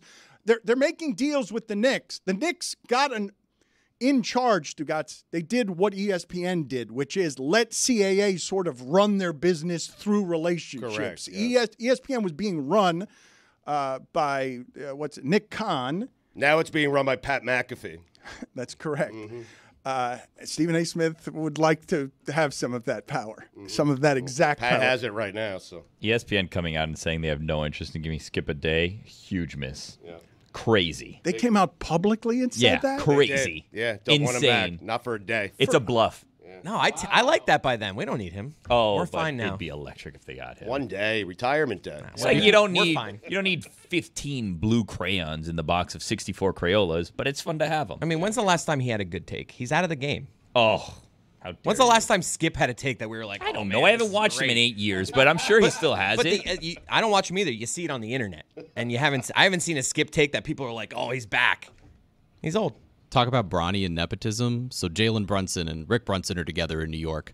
But it's funny because in the very first sentence of Woj's article about the signing of Jalen Brunson, his agents are Aaron Mintz and Sam Rose of CAA, who I believe is the son of Leon Rose. I can never get to the places I'm trying to get because we get lost and I meander, and I believe Billy has called me now a bit of a yammerer. This takes no inventory of the number of ways that you guys distract me. Dan, huge breaking news. This is going to shake up the entire sports world. It's probably going to shake up the entire rest of our show. Wow. Taylor came in here and told me the best news that I've heard, I'm going to say all year. Wow. The entirety of the year, okay? Are you guys ready? The SEC will not penalize teams for doing horns down. It's not a penalty anymore. Horns down is back. We are back. Is your life different now? Has it changed? Can the U still be done upside down? Oh, I sure hope so. I don't want to do it because my crime really gets angry and it kind of scares me. So horns down. He does get angry. He's a Memphis guy now, though. He told us yesterday. Unreasonable. What's happening with Mike in that regard? Nobody can talk to him. Like he's an unreasonable University of Miami guy. The worst manifestations of the worst University of Miami guys you've ever met. I wonder if Memphis beat FSU. I'm going to text him. You're just starting to get to know Mike, huh? Sorry about that. I tripped over my words. I don't know what happened there. It was a roller coaster. Yeah. I was scared. I don't want to insult Mike because Mike's in a crazy place right now. I mean, you say in regards to this, I say in regards to everything. I mean, sorry, Mike. We're talking about Mike Ryan? Mike? So who couldn't do horns down before? Just the crowd or like the other team? Or Yeah, so it was a penalty. So if another team did like a horns down gesture, that was an unsportsmanlike conduct. But now horns down is back. Everyone can do horns down anywhere they want. Is that worthy of the breaking news sounds? I mean, absolutely. For you it is, but for everyone else? Yeah, I mean, don't be rude. I'm sorry. How do we feel about the sideways you and horns? No? Is this a thing? Who does Sideways? that? I'm just What saying. is that? We have all these rules Is this for a bit? regular, down, like, can I do it sideways? Chris, go sit in the penalty box again. Okay. Go sit. It would just be a C. Go sit again in the penalty box. I'm gonna try my chances with Billy. I don't love the way that's gonna go for me What happened? either. The thing I was trying to get to. Oh, yeah. The horns down? No. Oh. I've Bronny, lost interest. I'm going to have a hard time doing this without the connection between video and our executive producer. But the Jaylen Brown lip reading involving Bronny. Did you see it, Stugotz? I did see it. I saw his Twitter post, his social media post the day after he realized everyone was reading his lips. It was hysterical. It was funny. At least he didn't shy away from it, though. Well, so everyone, I think, agrees that the Celtics, this hurts me to say this. It hurts me more to say this than to say the Celtics are the champions. The Celtics have one of the best social media teams there are. And the Celtics media relations team protected Jaylen Brown very much from his lip reading. But you guys want to detail for me? Because I believe it was LeBron and Wade and that group of Heat players who sort of showed everybody that the way to talk in public, if you don't want things heard, said, interpreted, is to put your jersey or your hand over your mouth while you're speaking. Jaylen's a little new to this game of how you're going to get embarrassed when everyone's watching you, but Jaylen, you're now dating a famous person. You are somebody who is a champion. Right. You need to learn. You don't say things you don't want in public. People will read your lips. In the first row of a game, he said, I don't think Bronny is a pro. That was the exact quote, turning to the people that he was with. And while he might be right, it's still not the type of thing as the finals MVP as you're wearing a finals championship hat as a Celtic, talking about a Laker, talking about LeBron's kid that you want to see out there in public like that. Couple things I want to put out in this video. One, you got the generic finals hat. You still wore that one. You have access to a lot of hats. You wore the generic one. I didn't like that. But what I did like was after he said Bronny's not a pro, he gave una mueca. Yes. Like saying something smells bad. But it hurts to me to say that. Yeah. But it's true, but I want to be nice about it. Like right there. That's the mueca right there. That's like, damn, I wish he was better. He's not, but I don't think he's a pro. Tony, that is such a good word. It makes me want to make it the word of the day. Mueca. I want a definition for mueca because it's exactly what it is Jaylen Brown was making. And I know that the audio audience cannot see this, but I'm not going to call it a smirk. I am going to say that it's easier to read his face than it was to read his lips, which is he's not a pro. I see that on your face. And also, didn't really want to be sharing that with anybody. Never mind the world, not even the I'm dating. It's my girlfriend who's next to me. It's not, I don't want anybody to misinterpret what my face has to say, which is, it hurts me to say this so much that it looks like I'm smelling something bad right now. That's why he went to Twitter immediately and quote tweeted the video as it was going viral and said, "It's a flex to have your son alongside you in the NBA. It reflects greatness and longevity. Bronny has all the tools around him to be successful. I look forward to watching his growth." Kick, save, and a butte. Well, thank you, Stugotz, for saying that because it is rare around here when I arrive at the subject matter that slowly makes the rocks that are in Stugotz's head tumble and turn, and he's like, Dan, you made me think about something, which is LeBron doing this for his son or not? Am I doing this for my daughters or not when I want them to be champions at lacrosse? And of course I'm doing it for them, but man, it feels good to do it for them, say I'm doing it for just them, when I'm also doing it for me, because I will tell you, I wasn't doing my brother gets to do the art and my dad gets to be on the show for them.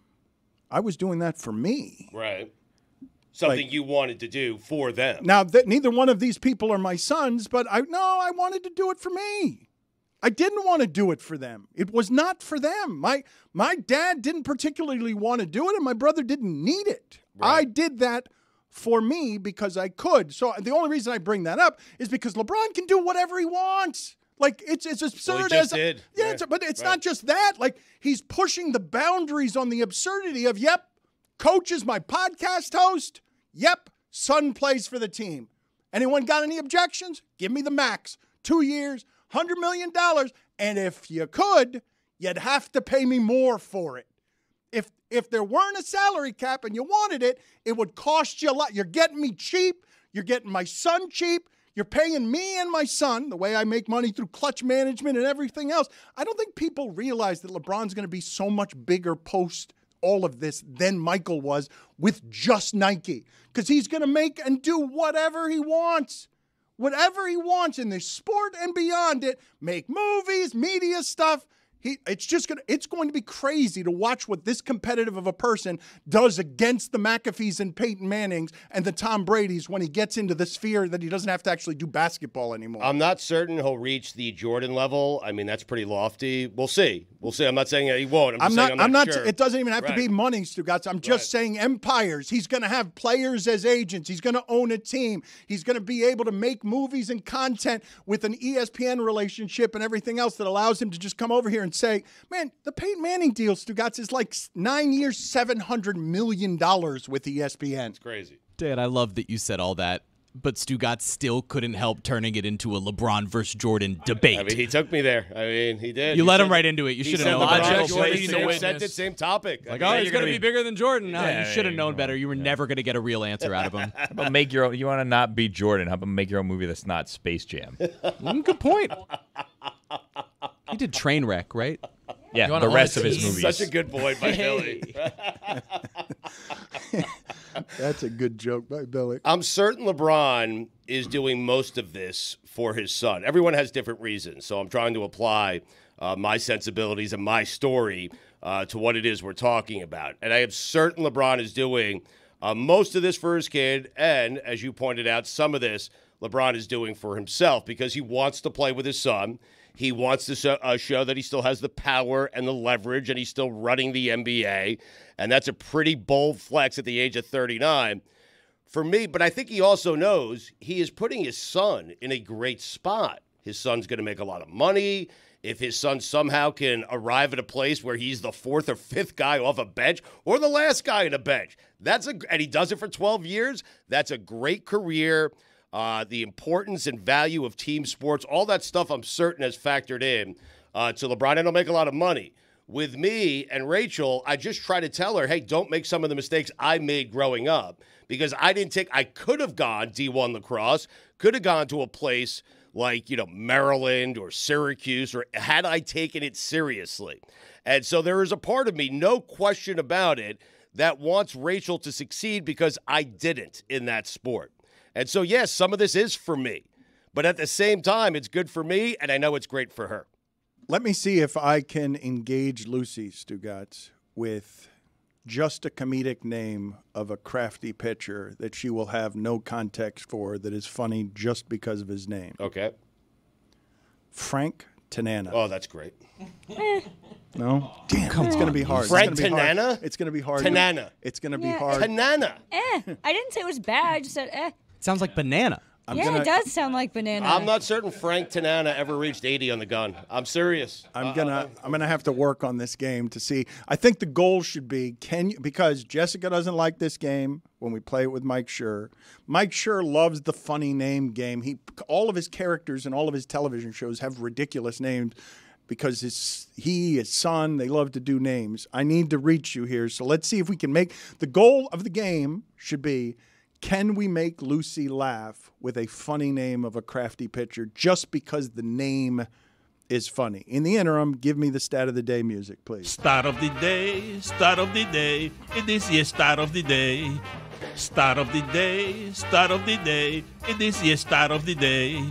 Start of the day, start of the day. It is your start of the day. Start of the day, start of the day. It is the start of the day.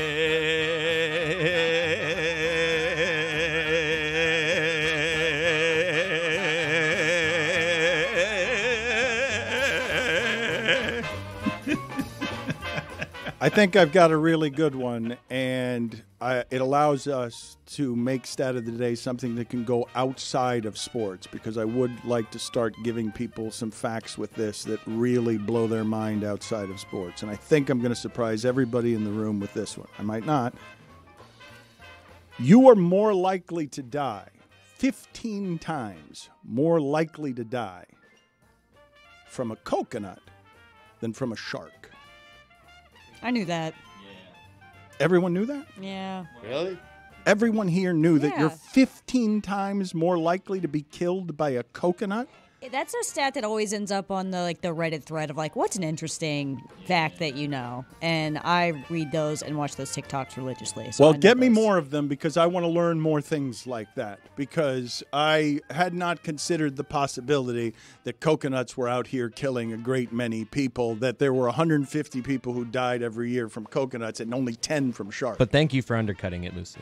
Well, all of you apparently knew. It didn't seem like anybody was surprised by it. Sharks can't fall from trees on your head. That's the thing. It's a classic coconut off the tree, hits you right in the head, you're done. You If think it you just happens, fell it out of a happens, coconut right? tree? Yeah. You exist in the context of, I forgot the end of this quote, Of which in you live. which you live and came before you. I didn't know, Coconut. Dan. Thank you, Chris. Do you think more people have access to coconuts or sharks? I guess coconuts, right?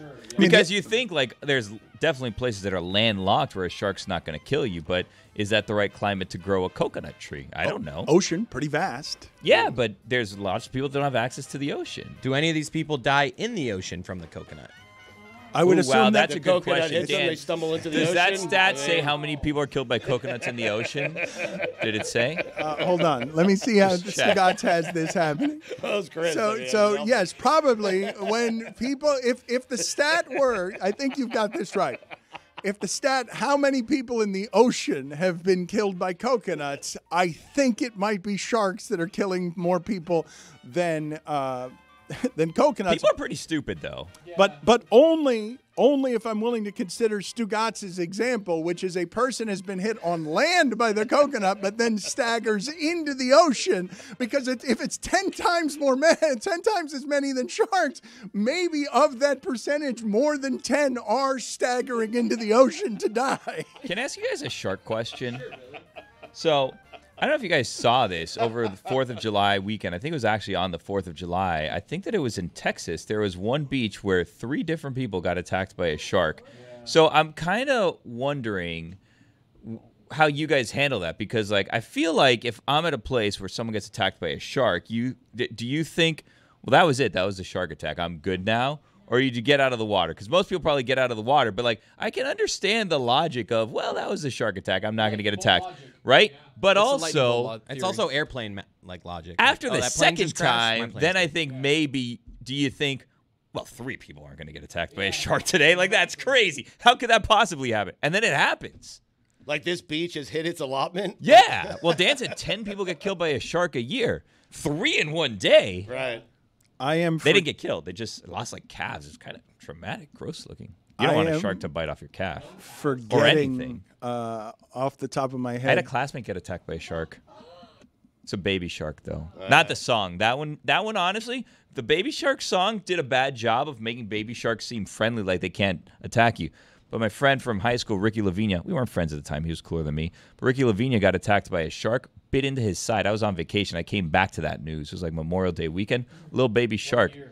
It was like 7th or 8th grade. Yeah. A lot of traumatic things. Have you tried to reconnect with that guy? Because now that you have like a really cool job, you can be like, I'm cooler than you now. I feel like I may hear from Ricky Lavinia in the coming days. Do you do that, Chris? No, I don't do that. But if I had a know it. bully, Yeah. I may have had a bully in high school. That I didn't- whoa, I whoa, make whoa, sure whoa, I whoa. friend request a kid or two. Let's clear Ricky's name. I never said Ricky was a bully. I said he got attacked by a shark. Well, he was too cool for you. You implied at one point. No, I said he was cooler than me. Lots of people are cooler than me. In fact, like 90% of the people are cooler than me. I don't think anyone's cooler than you when you're walking through security doing guns out. Well, only these. I don't That think was my so. moment. I peaked there, yeah.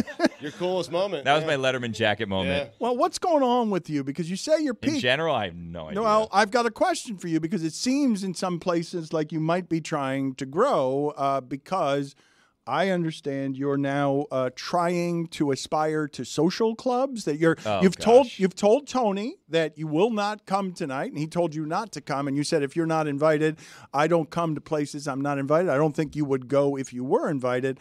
But you are now. Are you trying to be a more sociable person? No. Well, I mean, first of all, I didn't tell him I wasn't going to come. I was told not to come, so I didn't go. I have this thing, and I don't know if you guys were, like, similar. The answer is no. I don't think any of you were similar. But, like, if you go back to, like, high school, like, so, like, there would be times where there's, like, parties where there was, like, a list, right?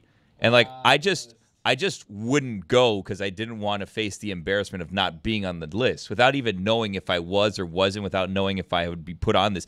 If there was a list at a thing, I probably just don't show up because I just assume always I'm not on the list. So like for Tony's thing tonight, I was told don't come to Tony Presented by tonight. DraftKings. So I didn't come to Tony tonight. Because I was asked not to come specifically, and I don't want to get here and then have Frankie tell me you're not allowed in, you're not on the list. How embarrassing is that? And this is like a long drive for Frankie to then tell me, turn around, you're not on the list, you can't come. And I'm like, well, I work here. And he's like, well, you're not on the list. You're not going into Tony tonight. So I wouldn't show up because I don't want to be turned away. And social club, yes, I am somewhat involved in a social club, if that's what you want to call it. I'm involved. So what are you, like a Knights of Columbus kind of thing? Like the Rotary Club, Moose Lodge? Like what are you doing? It's a burger club. Oh, nice. Yeah. So Burger Beast down here, he has a burger club that anyone can be part of it. Really, I shouldn't be telling the secrets, but that's how you just follow his Patreon. You can become a member of the burger club. No, but you're great. No, what do you mean you shouldn't be telling secrets? Well, because I don't know if I'm supposed to be publicizing this, and then the burger club gets out of control because too many people want to join the burger club. I think Burger Beast would like if it gets out of control because it's behind a paywall. So well, here's the thing. So you can subscribe to his thing. You can join his Patreon. You become a member. Then you're part of the Burger Club. And then every once in a while, there's burger meetings. And in these burger meetings, I attended one this week. You get previews of different burgers and different, like, I had croquetas that I tried.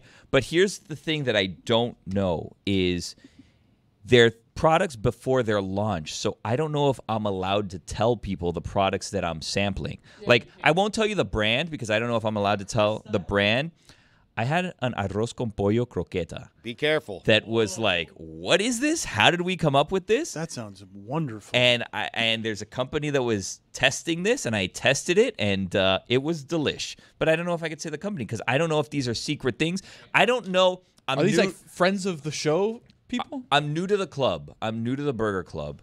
So I don't know quite yet if it's a secret society. And I don't know if I'm allowed to be telling people what is going on at the burger meetings. The first rule of Burger Club is don't talk about Burger Club. I mean, everyone knows that. But to Tony's point, it helps Burger Beast if you follow him and you join the Burger Club, I would assume. So, like, there's probably a certain amount that you want to, publicize it, but I also don't want to then, Are you looking for ways to get out of the house? Is that essentially what's going on? No, I'm actively looking for ways to stay in the house. Put it on the poll, please, at Le Batard Show. Would you join a club that only sits around talking about burgers? The coconut death is real, guys. In 2010, the Indian government removed all coconuts from the trees surrounding the Gandhi Museum because they were worried they would hit President Obama in the head while he was there and potentially kill him. Could you imagine? Where are you getting your coconut facts that everyone seems to know? Death by Coconut Wikipedia page. Okay. What else is on there? Is there anything else on there? Coconuts.com. Yeah, there's a reference to all the times it's been referenced in pop culture, which includes Gilligan's Island, a song called Killed by a Coconut, written by Shel Silverstein. Bob Denver apparently had a lyric about coconuts killing people. Keith Richards. There was a rumor that Keith Richards had a concussion based off of being hit in the head by a coconut, but really, he had just been drunk and fell out of a tree. I have a concert question for you guys, for the class, for all of you who want to participate in this. So it was revealed that the person that performed at the All-Star game that is now in rehab actually opened a concert that both Tony and Jeremy were at a month ago. So they saw this person perform, and they were unaware of this. Do you guys have people that opened a concert for you that then went on to be like big stars that you didn't realize at the time, and then you look back and you're like, oh my God, like this person's huge? Jim Carrey opened at a comedy club in Los Angeles one time. The first time I ever saw Jim Carrey. Really? Yeah. Okay. Do you remember thinking to yourself, as you're watching him do his thing, are you thinking to yourself, this guy's going to be a massive star? Yes, of course. Did he do alrighty then? I'm kind of that. You're a visionary. I mean, yes, I'm that kind of talent scout. Comedic visionary. Yes, I foresaw everything that he. But he was clearly very physically talented. Who was the main guy? Who was the main comedian that I think night? it was Louis Anderson. I think so. Not bad. I think so. Yeah. Worst Family Feud host. Put it on the poll, please, at Le Batard Show. Was Louis Anderson, may he rest in peace, the best Family Feud, the worst Family Feud host? And also put it on the poll. Did you know that 15 times more people died by coconut than shark every year? Did Jim Carrey steal the show that night? He was pretty great, but it was a pretty, everybody was pretty great. But yes. Was he smoking? 2 minutes. No, that was all right. No, that's all right. You can stay. We've done a poor job, I think, of, again, promoting both pitch count and Pitch clock. Jesus. Did you know Louis Anderson was on a celebrity diving show? Yes. I think with Kareem Abdul-Jabbar, right? No way. Yes. Yeah. Well, wait a minute. Look at that list of people. Those were the two best. No, those were the two best. I want to bring that back. Those were the two best. So the show, Called Pitch Splash. Clock. Oh, Chris, hit it. Splash. The show Pitch Clock with Jeremy and David Samson. Not David Samson every week. He'll be there sometimes. It's called the Pitch Clock. We play a nostalgic trivia game because we just like naming old baseball players, but then I'll also speak to an expert every week. That's where David Samson might come in, and we will force feed modern baseball information down your throat. And it's because, Dan, look, I know what the fans of this show are most Lucy interested in. doesn't want that. It's baseball and hearing more of my voice. Yeah, Lucy doesn't seem to be interested at all. But we've also done a very poor job of celebrating and advertising Tony Tonight. Big night. Tony That's Tonight actually part the Tony 2. Show. Tony Tonight coming up. Tonight We're actually Show. filming some stuff in the August. Tony Tonight Show. Exciting Tony Tonight episodes coming soon. Is it featuring the pitch count? So tonight Wait, is so not. what's today Tonight's called? the Tony Show, as you can see above. This is a hockey the show Tony all over Show. again. The Tony Show tonight, but Tony Tonight is not tonight. Tony Tonight has always been a clip during the day, too. But Yeah, the hockey that's show is odd. the post-game show. Why is that? And the Because that's when we post-game show film. was not the hockey show. No, but yet also the Tony Tonight never airs at night. I know, because we shoot during the day. Then why is it called that? Tony Today. So just to be clear, tonight Tony's hosting the Tonight Show. Bingo. Yeah, you got it. Stugotz, I know that many people in our audience, beyond our audience, think of me as an overly woke know-it-all. So I am going to admit to all of you listening to this that I often feel like a total fool because I don't know where my blind spots are as it relates to women, and I'm forever learning from my wife things that teach me that coming from a Cuban background where all I saw was women serving men, that I have some things wrong that I've never before seen in my life, that I am grateful that I have a woman I love and trust to teach me. And the reason I bring all of this up is because I walked in the other day and my mother, Freudian slip, my wife looking at Very Freudian. Yeah, the most Freudian. Wow. The most As Freudian. Freudian as it gets. Yes, that's the maximum Freudian slip. That's correct. Yeah. She's looking at the phone and she just one single sort of spit laugh that wasn't really a laugh. It was sort of a dark laugh. And it's because she was reading a tweet that pointed out that a certain kind of book for women is put in the self-improvement section, and that same kind of book for men is put in the leadership section. Because men sort of need a whole bunch of things to cover up their insecurities so they can maximum man out, and Dana White can say what a man Trump is because the brave thing to do is stick your head out when there's an active shooter. That's what a man does. A man sticks his head out and shows people how much of a man he is, when men can largely, I am proof, be idiots, be coddled, and in the cases of Greg Cody, Tim Kirkshin, and me, the women are often raising men the same way that they're raising their kids. Greg Cody knows how to do like one thing and everything else about him as a child. Tim Kirkshin knows how to do one thing and everything else about him as a child. I've been Abby's toughest project. I mean, seriously. Well, Greg Cody is still not grown. Both of Greg Cody's kids are more grown than he is. And I, too, am lumping myself in here. But I give you all of that as context because I really do think some of what's happening as men gather around and are like threatened by confident, badass, trash-talking women who might be more competitive and tougher than some of the men that you think are so tough. When Asia Wilson does this in a game to her teammates, now keep in mind, this is the best of the best in that sport. We can obsess with Caitlin Clark and everyone else, but this is the best that there is. And the Aces lost a game. And Asia Wilson's not here to meet Usher. She's here to crush everybody and doesn't really want her teammates fooling around with Usher after a game because, Usher's here. Isn't it cute? Asia Wilson wants to kill everybody. Crusher. As Reese was getting some love from her coach.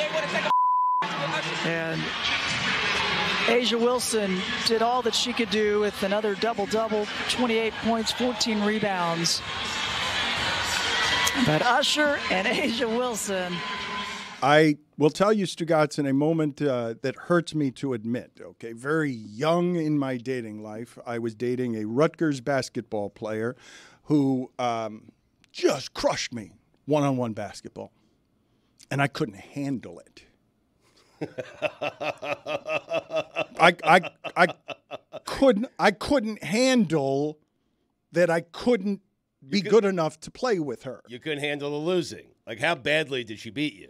Yeah, she was a college basketball player. Dominated. Yeah, you. I mean, Right, yeah, she yes. could. Like, I wasn't able to do. I thought I was something, and what came out of me after that was not confident. So, what I wanted to ask the group on this, because I do believe this is going to happen. I believe as more and more people start paying attention to women's basketball, they're going to be made uncomfortable by how competitive it is, because they're used to seeing men that way. And when Caitlin Clark gets pushed, we don't know enough about ourselves or the sport to not have an overreaction when women are as competitive or more competitive or tougher than men. That we don't know how to process it, don't know how to talk about it. And so we'll see A'ja Wilson do this or be more competitive than this and be made uncomfortable by something not appearing, quote unquote, ladylike. That was a very normal, rational thing from A'ja Wilson. It wasn't really weird, and it's also not out of A'ja's sort of. Asia's without a doubt the best player in the WNBA right now, but she's probably the best competitor in the WNBA. Earlier this season, the Aces went through kind of a nasty losing streak, I believe 5 or 6 games, and A'ja Wilson cried at a press conference about it. She is someone who takes losses and not winning very, very deeply and internalizes that. So when you see her kind of making that remark of you guys didn't do all game and now you're taking a picture with Usher, that was legitimate, but it's also a very normal thing. And I haven't seen much of a reaction of that's not ladylike. I think you should just kind of evaluate what ladylike means. It doesn't mean anything.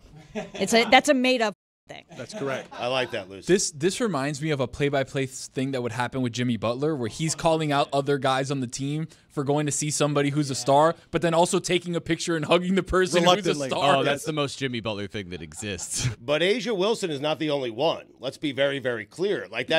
We had this discussion when Caitlin Clark had those couple of nights where they had hard fouls and everyone was complaining. Women are competitive. Women athletes are competitive. And for those of you who don't know that by now, it's simply because you haven't been around women's sports. You haven't been paying attention. They're fiercely competitive. Why would you think they're any different than men when it comes to that? Right. This is not some brand new discovery. Right.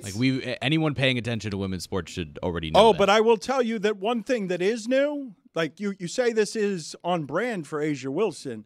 I have not seen a whole lot of male athletes get caught publicly saying, hey, my teammates were and just lost. I was okay.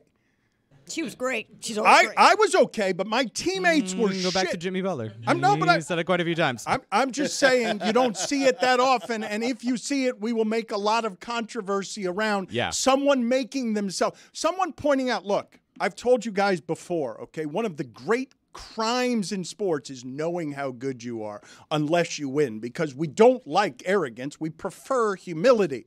So when someone as a teammate who you already don't like for whatever your reasons, she's a woman, she's black, whatever your reasons, you don't like this person. When that person does something that puts her above the team, that person better win, because that is not something I see a whole lot in male sports, the public giving off of being okay with my teammates sucked and I was great, and I'm the reason we win, and they're the reason we lost. But you have to be someone where that is the case in order to say it. She is. LeBron is. Michael is. Certain people are. It's when you get to other people saying it where it gets ridiculous. But I don't see a lot of the best in sports actually doing that. Now, Stugotz, they feel that way on the inside, all of them. Yes. Very few say it out loud in ways that are caught by cameras so that everyone can hear, hey, I know I'm better than my teammates. And incidentally, that's actual leadership. Yes. When she says, you guys are this okay with losing? I'm not, and I'm doing more than you are.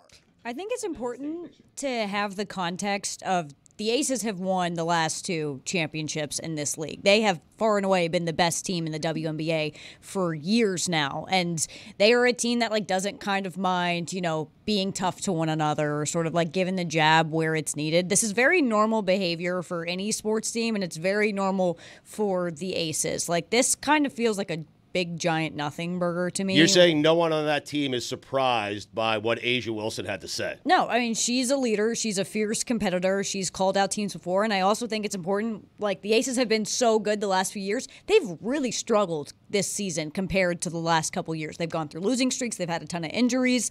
This is a team that's kind of dealing with losing for the first time in a while, and it's all a very normal reaction, and I kind of hate this conversation, if I'm being totally honest, just because it is never, ever a conversation we would have about anything else. If this clip were an NBA player or an NFL player, it'd be a funny TikTok that we'd scroll past, and then that would be the end of it. So this is very. Do you think normal I'm behavior. making it a controversy as opposed to just interesting? I think men are. I don't think it's you. I think it's just people who are experiencing, watching competitive women for the first time in their life, and it's just something that their tiny brains can't handle. But Lucy, I have a tiny brain, and I'm telling you, if someone did this on an NBA team, I would praise, and if they were good enough, I would praise them for their leadership. I would say that's leadership. That's how you do it. I think the point would be to just sort of skip past maybe the first part of the conversation, the conversation that people are having. We should either be crushing A'ja Wilson or praising A'ja Wilson and just talking about it in that respect. That's the thing where we need to get with these sports. Stop being surprised that A'ja Wilson, this unbelievable athlete, she's competitive and speaking with snark about her teammates. That's what Jimmy Butler would do, or another great player in the NBA, and we'd take that video, and half of us would laugh at it, and half of us would crush him. I would say that some of us would get uncomfortable once it escalates to Udonis Haslem and Spo want to fight you. Once it gets to that point, I'm guessing that is the place where that stuff gets sort of extreme, where Udonis Haslem doesn't like so much that you're telling everybody that you're better than he is.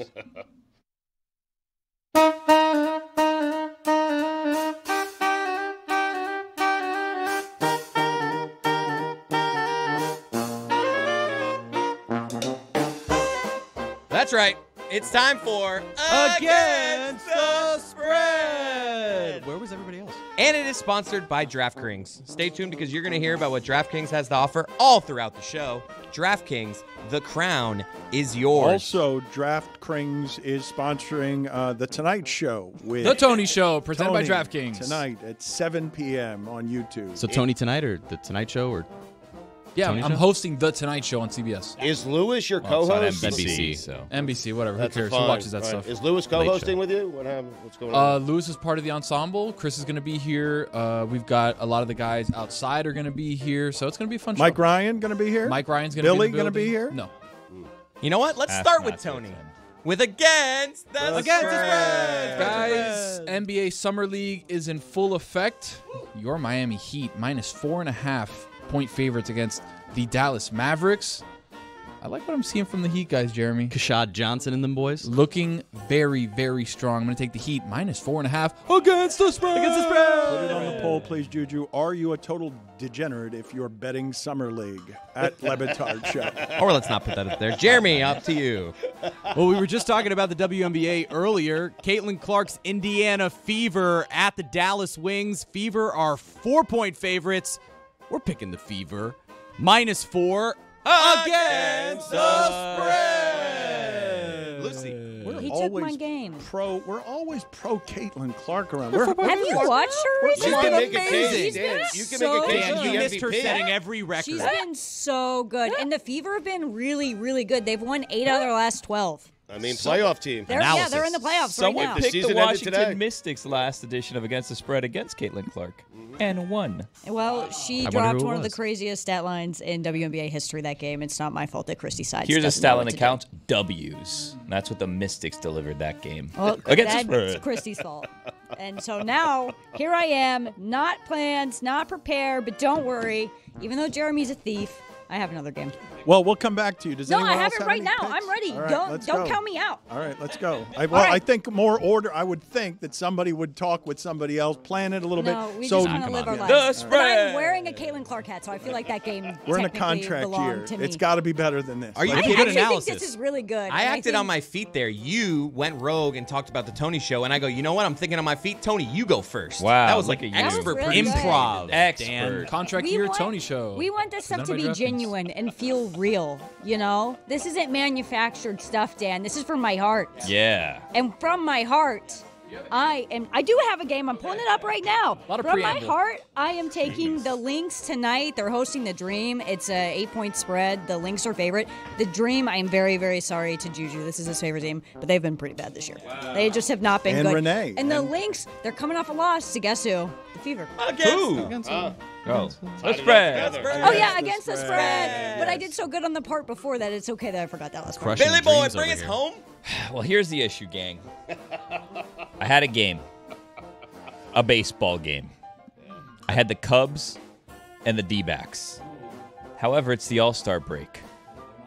Yeah, that's not a game that's. No, the game's right on now. Friday. I was Yeah. going to tell you who to take because I know You could do that. half of the No, pitching but matchup. no. No, you can do that. Come on. I can do that. You're can. gonna pick. Yeah, Justin Steele. Chicago You're Cubs picking a starting game pitcher. 2 days He has from been now. hot Nothing lately. on. Yeah, no, against the spread, you can pick games heading into the weekend. Billy's been on Sometimes. fire. Nothing NFL on. games. What? It's just- What'd you say? It's the All-Star break. I missed you. What'd you say? It's also about to be the All-Star break for WNBA. Like, we can't pick Right. WNBA games also. What are we supposed to do? Slim Pitbull's performing the pickings. halftime show? I mean, I'm just telling you this, okay? Right now, Friday's game, Diamondbacks, Cubs. Justin Steele is set to start against TBD. Now, here's what I'll tell you. Doesn't matter. Take the Cubs. Take Justin Steele. He has been hot lately. 7 innings pitched his last time out. A complete game the time before. 1 earned run, the complete game.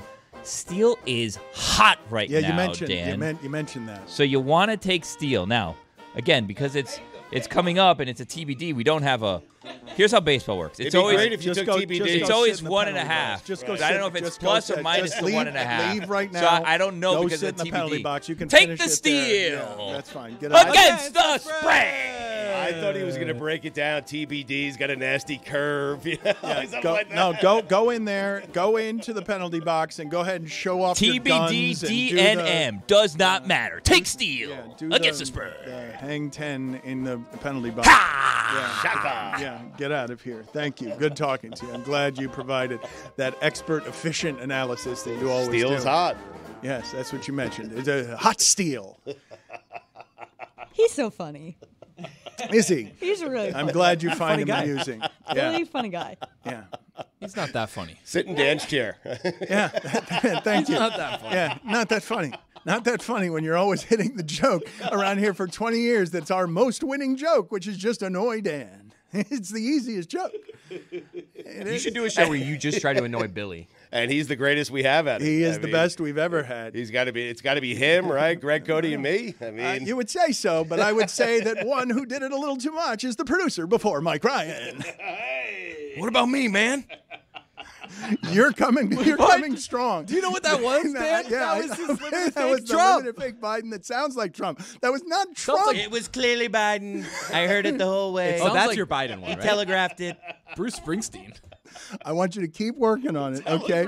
Look, this is what's happening, okay? I want to explain to you what's happening in this industry. People get tired of our industry talk. There are a few things happening in the podcast business, which is a business, okay? We're good, but it's a business. Like 98% of the podcasts out there, it's not a good deal for them. Top 10 today, check it out. A lot of professional assholes who have just drifted over to the grift on the right and been like, yeah, cashing money like crazy. Next, comedians, Joe Rogan and everything that he spawned there. Shane Gillis in that world is going to do a lot with Trump impersonations to carry his career. We need to keep up. And Chris Cody, you're the man in charge. No one else here is willing to do a Trump or a Biden. That's not true, Dan. Okay, Tony, you can catch Man up. of 1,000 impersonations. That's not bad, man. Finally. Terrible. Pretty good.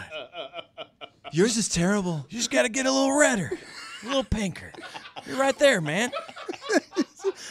Yours is not. You're Biden. What do you mean? Oh, his is good. That's Dan. actually not His bad. is good. Not terrible. That's not terrible. We got to come together.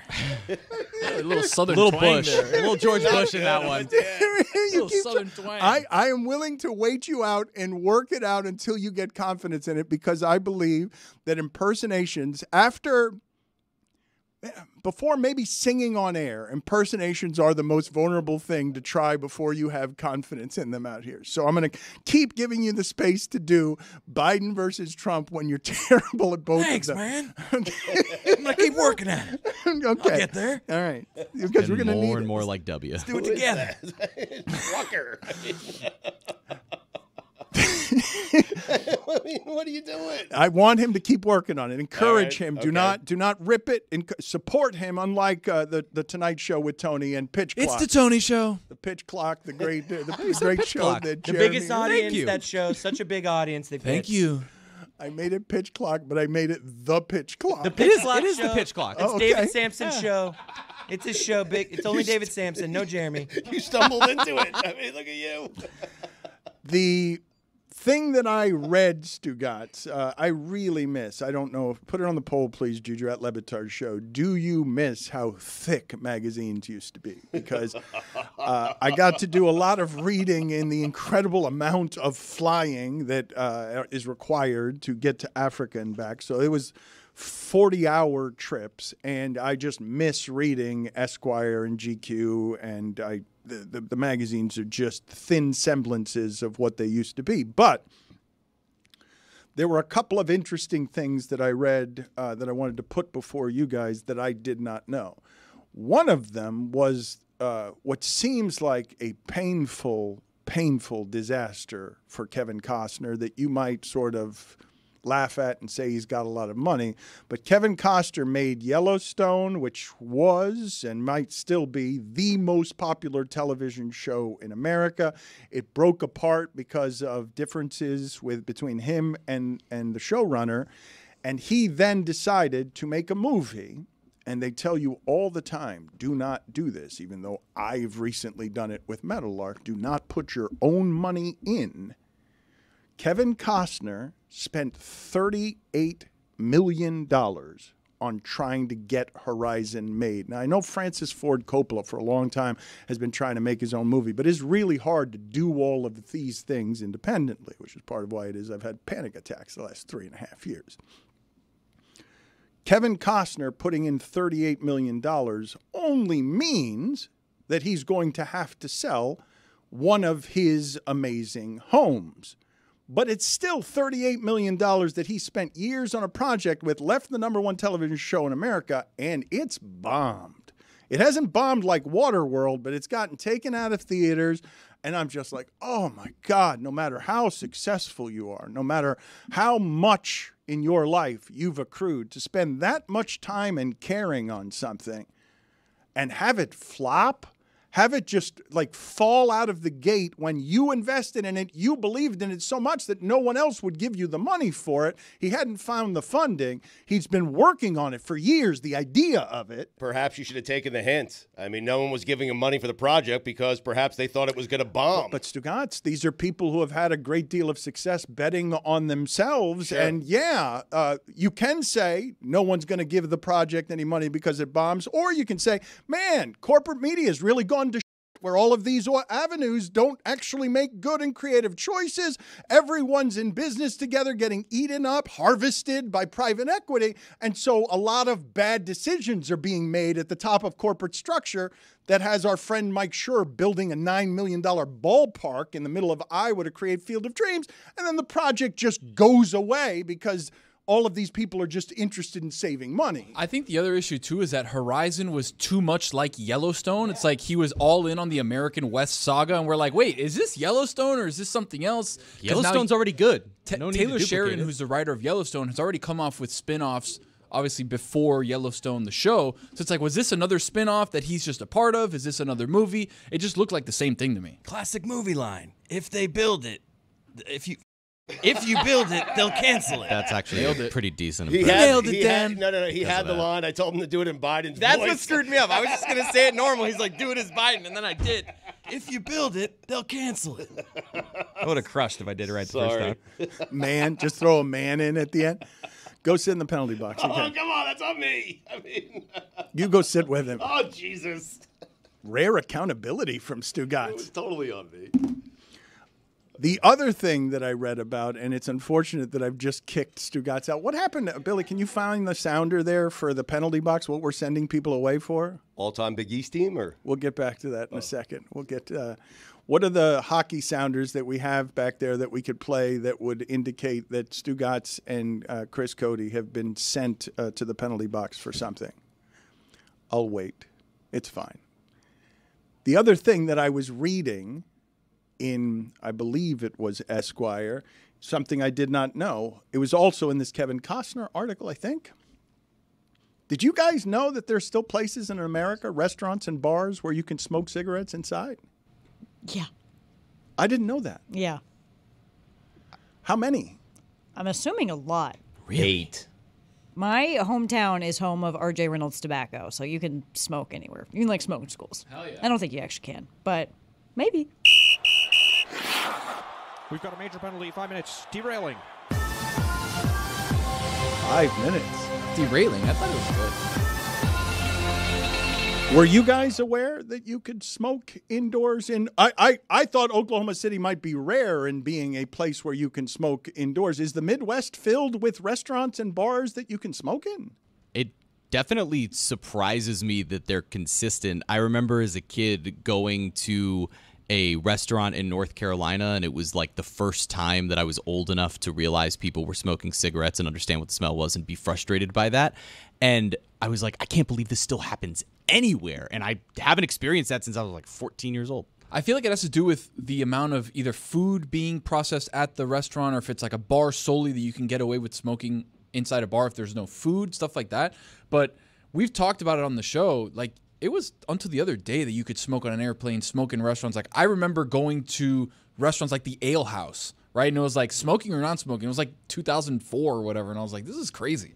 I thought we had eradicated all of that. I hadn't been, I learned that while smoking a cigar in a bar as that rule was changing. It was in Washington, and they were like, no, you can't do that in here. You're like, what? Since when? I could do it in America. I could do it in Miami. What do you mean? That's right. That's exactly what I was like, what are you talking about? Since when was exactly my reaction. I had the same reaction when they wouldn't take my cash at that same bar. I'm like, what are you doing? Like, what is changing? Take away my smoking. You take away my cash. What are we doing here? I'm gonna have to get a gun. I'm gonna have to, because You're gonna have to produce an Old West movie like Kevin Costner. They're changing all the rules on me in a way that makes me uncomfortable and feels threatened. I like the way that America was back then. I think we need to make America great again. They're letting women be competitive. There used to be a non-smoking section on an airplane. Hell yeah. How does that work? No, that can't be. Yeah, there used to be a non-smoke in March 1995. No, that's the ban internationally. In 1994, Delta was the first U.S. airline to ban smoking worldwide. Hold on, I saw it here somewhere. That's all right. We'll wait for it. We'll get It's to okay. it. Don't Yes, you worry. That's fine. We'll also get Stugotz's thoughts on this. I don't know if he's been listening to what it is that we've been doing. Do you think that he knows that there are places When in is he America? listening? Well, that's another good point by you. Even when he's sitting in that chair. That's right. Come on. God, he's gotten so good at faking it. So good at faking it. He's got expert nods, expert chuckles, expert laughs. He is, I will say, someone who has perfected not listening well. Better than anyone in the history of media, I would say. Would you argue he has to be good at listening to be able to be that good at faking listening? No, I would not. No. He is not. He is not good at listening, and You're giving him far too much credit. Like, he's capable of it, but he chooses not to? Maybe? No, he's got ADD. United Airlines created a non-smoking section in 1971, the first airline to do so. And how does it work? It's You just can't smoke in that section. Thank you. I appreciate the elaboration that isn't helpful in any way. Was it in the back of the plane? Were people in first class? Like, imagine that in one seat in first class. You got one non-smoking seat of the 6 in first class. It's like the other guy next to you just blowing his cigarette in your face. Like, oh, the middle seats. The problem is that on an airplane, it's closed. Yeah. So if they're smoking anywhere, you're still going to get it. That is the problem. Yes, Yeah. you've revealed. It's a giant tube in the sky, Yeah. and everyone's going to get it if you're smoking even if you're smoking in the bathroom. And on most airplanes, you can't roll down the window, so it has no place to go. The one I flew to Bimini, you can roll down the window. See? The Boeings, they That's just not come an right airplane. off. Whenever Tony's around, you have to leave a little wiggle room for, I have a story that's going to contradict whatever you say. So I left that little wiggle room set. In most airplanes, you can't roll down the window. And sure enough, he's been on one that you can. The puddle jumper that you take from Fort Lauderdale to Bimini, the windows go down. 100%, because I saw the pilot open up both windows and then open up our windows. During the flight? Yeah, it was like one of those little ones that doesn't have AC probably. It doesn't have AC, but that's why I'm the co-pilot, because I'm right behind him. If he goes down, I step up and we do it. Can you, Billy, in any way find elaborations that are helpful on how it is the non-smoking section would work on an airplane? Was it the last row? Was it this? You've heard me say, fairly shocked recently, they used to serve prime rib. Like, they used to be a glorious thing to fly across the country in an airplane. People used to wear suits on planes. And at baseball games. In the 1950s, if you wanted to go to a baseball game, you had to wear a top hat and a suit. Did people own shorts back then? Are you saying it was mandatory? I mean, from judging from the crowd shots, dress code? Judging from looking at the people who were bothering Jackie Robinson in their suits and hats, yes, it seemed like it was mandatory to dress up for a 1950s baseball It's game. like going to one of those restaurants where you need to have a sport coat, so they've got a few in the back just in case you don't show up dressed right. Get over yourself, restaurant. You need a sports coat. Come on, give me a break. Have any of you ever had that happen? Because I've had it happen once where they gave me one of the rented jackets that you just grab, and it was too short on the sleeves, and I'm like, really? We have to do it this Not way? their problem, though. I mean, it's not. You're the one who screwed up. You wore gym shorts. I mean. Again, though, I shouldn't have to wear just ridiculously your too tight toddler's jacket that goes up to my elbows because you've got a dress code. This place is so expensive. You need to wear a sport coat. So expensive. So expensive, but not to me. Maybe to you. Maybe it might be. But, I a little mean, expensive for you. It's the dress code, right? They're Yeah, but doing you a I'm gonna favor. pay They could- $1,000 to eat here. I can dress however I want. No, because there's a dress code. They could tell you just go home. They're giving you an option to stay. And I will go home. Okay. Why'd you go there in the first place? I don't know. Okay.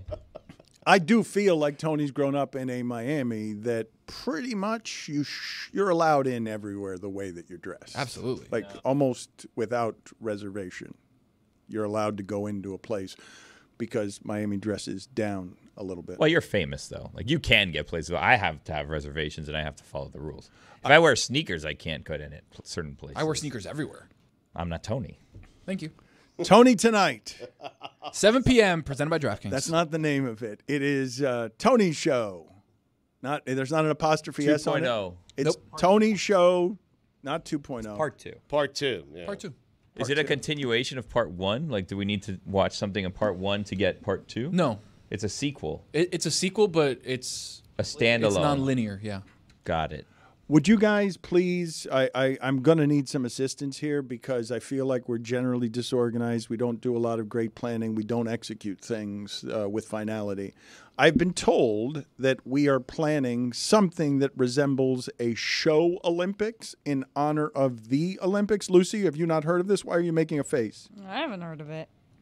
Again, I won't be planning, participating, communication. so. Okay, so I get back from vacation and they tell me we're doing a show Olympics. Can anyone give me more information? We are efforting to have, you got to find locations and stuff. Right. So, like, nothing is set in stone yet, but we are looking to find a pool, to put you two in a pool, maybe with the other members of the show, but mainly you two, to settle the debate of who would win in a swimming race. Is this because Okay, I I'll brought it up participate. when Dan was on vacation? I said I could beat Dan in a swim meet. Is that why we're doing it? Yep. I regret saying that. I need time. I need a lot of lead time on this, okay? Because you're asking me to wear a bathing suit. I don't know how to dive. I can swim, and I can swim pretty fast, but I need some lead time on this. I need to get in shape. It's all a negotiation. Like, you could say to Dan, hey, we both wear shirts. Something like that. What? I don't want to swim in a shirt, okay? I'm telling you. It does make you less aerodynamic, but if you both have it, then... Well, listen, once I get into the pool, diving is a problem for me, okay? Greg Louganis, I am not. But once I get in there, I'm like Rowdy Gaines, okay? I mean, I could swim. I'm a swimmer. I can't dive. My concern is Dan's going to beat me on the dive because anyone who knows swimming knows it's all about the dive and the turn. That's it, the dive and the turn. I mean, I am not a fast swimmer. I am willing to do this. I am not so pathetic that I would say to you, I want to do it in a shirt. That's wetsuit, maybe? I'm just looking out for my man here in the handles. Well, I just don't need this to be something that feels so much not like the Olympics that I'm in there in a T-shirt. I'm also looking out for the viewers because it's not going to be pretty, guys. No, they want that. The more embarrassing it is for me and Stugotz, the better that it is. All right, Speedos. Stugotz having the idea that if we give him 3 months, he's going to get into shape is It's amazing. hilarious. It's amazing. Yeah, And learn how to dive. He's going to look like Lenny Kravitz and swim like Michael Phelps if I just give him a couple of months. He'll have the Rowdy V. Gaines. He'll have the V. One of the great swimmers of all time. The D'Angelo, he's going to have. That's right. We're going to be. We're all going to be amazed that Stugotz rockets through the pool in a way that makes us believe he could have won a bronze medal at the Olympics. He just needs a couple of months of training. You arguing on behalf of I would kill Dan in a swim meet as someone who has said for, I don't know, 15 years that you could score 5 times in penalty kicks against a goalie and we've never executed it. Just give me some time. Yeah, just get me a goalie. Yeah, we've done it a number of times. We've got you a goalie and you don't execute anything. Just give me some time is Stugotz's universal move for kicking the can down the road so it never gets done. And I don't know how it keeps working around here. Yeah. That move should no longer work. We should be forced during the Olympics to have a swim meet no matter what shape Stugotz and I are in. I don't think I will win that. I think you will beat me. I have never swum quickly. Swam. Check that one. Swam? Check that one, Yeah. there, Mr. Writer. Swam. Swum. I don't know about that. Swam. Is it? Swam. I think Yeah. it's swam. Definitely not Swum? swum. It's not Yeah. swum. No. Are you guys sure? 100%. Yeah. Pretty positive. All of you are positive. It's swam. Dan's a writer. Okay. He also didn't know analyzation. He didn't know that one. Past participle of swim is swum. What does that mean? That's a past participle, though. That's I different. don't know what that means. I don't know. Do you get annoyed every time Dan Le Batard pontificates about the sports media industry? Well, too bad, He knows you don't give a damn about what he's gonna say. It's time for sports media talk today. Earlier in the show, I didn't even bring it up. Billy brought it up. I didn't bring up Skip Bayless or any of that stuff. But I have learned over the last few months that a lot of people do not like when I talk about this stuff. And I thought Juju was very correct when he said the reason people don't talk or want me to talk about this stuff is because they're dollar amounts that don't affect our daily lives. All of us have problems. We don't need to hear how much Stephen A. Smith thinks he is worth. But the reason, Stugotz, and I'm curious why it's not more interesting in here. The reason I talk about it so much is that everything we've done over the last 3.5 years, all of the tumult that has pulled me away from family during an important time, it's all because we are trying to change and alter the way that these things are valued so that the corporations can't keep all the money, so that we can feed our thing with a new value that makes Stephen A. look at what we're making and say, wait a minute, why are they're not worth more than I am? Why do they have a deal that's better than mine? And it is better than his. He's saying, not anymore. Not anymore. I want a better deal than the one they have and the one McAfee has. And so, because that's so, it's been a singular obsession of mine, even though you know I've never cared at all about money. You know this. It feeds everyone here the fact that we're trying to change the way all of this is done so that we insist to everybody who wants to work with us, no, we're worth this, not that, because we know what our inventory is, we know what our value is, and we want to show everyone else in the industry what it is. why aren't you guys more interested in it, given that it feeds everyone here? And I asked the question, pardon my tone, because I really don't understand why you wouldn't be interested. I've never been interested in the intricacies of this. Never thought about it. But now I've had to. It kind of makes me miserable. I don't want to think about it. It's the enemy of fun. Like, it really is. To have creativity contaminated by having to think about this garbage that pollutes it. But I do genuinely wonder. I ask all of you, why aren't you guys more interested in, oh my God, Skip Bayless's seat just opened, and Fox built a whole thing around, let's just get two ESPN's old white guys, Colin and Skip, we'll put them here and we'll build a whole industry. Holy now Nick Wright is worth more than everybody because Fox just lost Bayless. And God, I don't even know how much Cowherd's going to get because he's really smart and really calculated. Stugotz, you and I spent time in Jacksonville with him, and he fell asleep at 8 p.m. Yep, at the dinner table. Yeah. And he knows so much about focus groups and how you get, the West Coast. We didn't know any of that. He knew all of it. And he wants to be, at the end of his career, the mogul that Simmons is, the mogul that Peyton Manning is, the mogul that McAfee is. And I just genuinely ask you guys the question because it's been a life consumption of mine, an obsession that has made me really unhappy. Not this thing I love, but the thing has to maintain its value. So everything that you have to deal with everywhere else is just a giant pain in the ass. I think I go with Juju on this in terms of why I'm not interested on the air and discussing it. I don't think our audience is interested. And so I try to always do it through that prism. If you and I were sitting outside, on a patio, rocking chairs, I could talk to you about it till the end of time.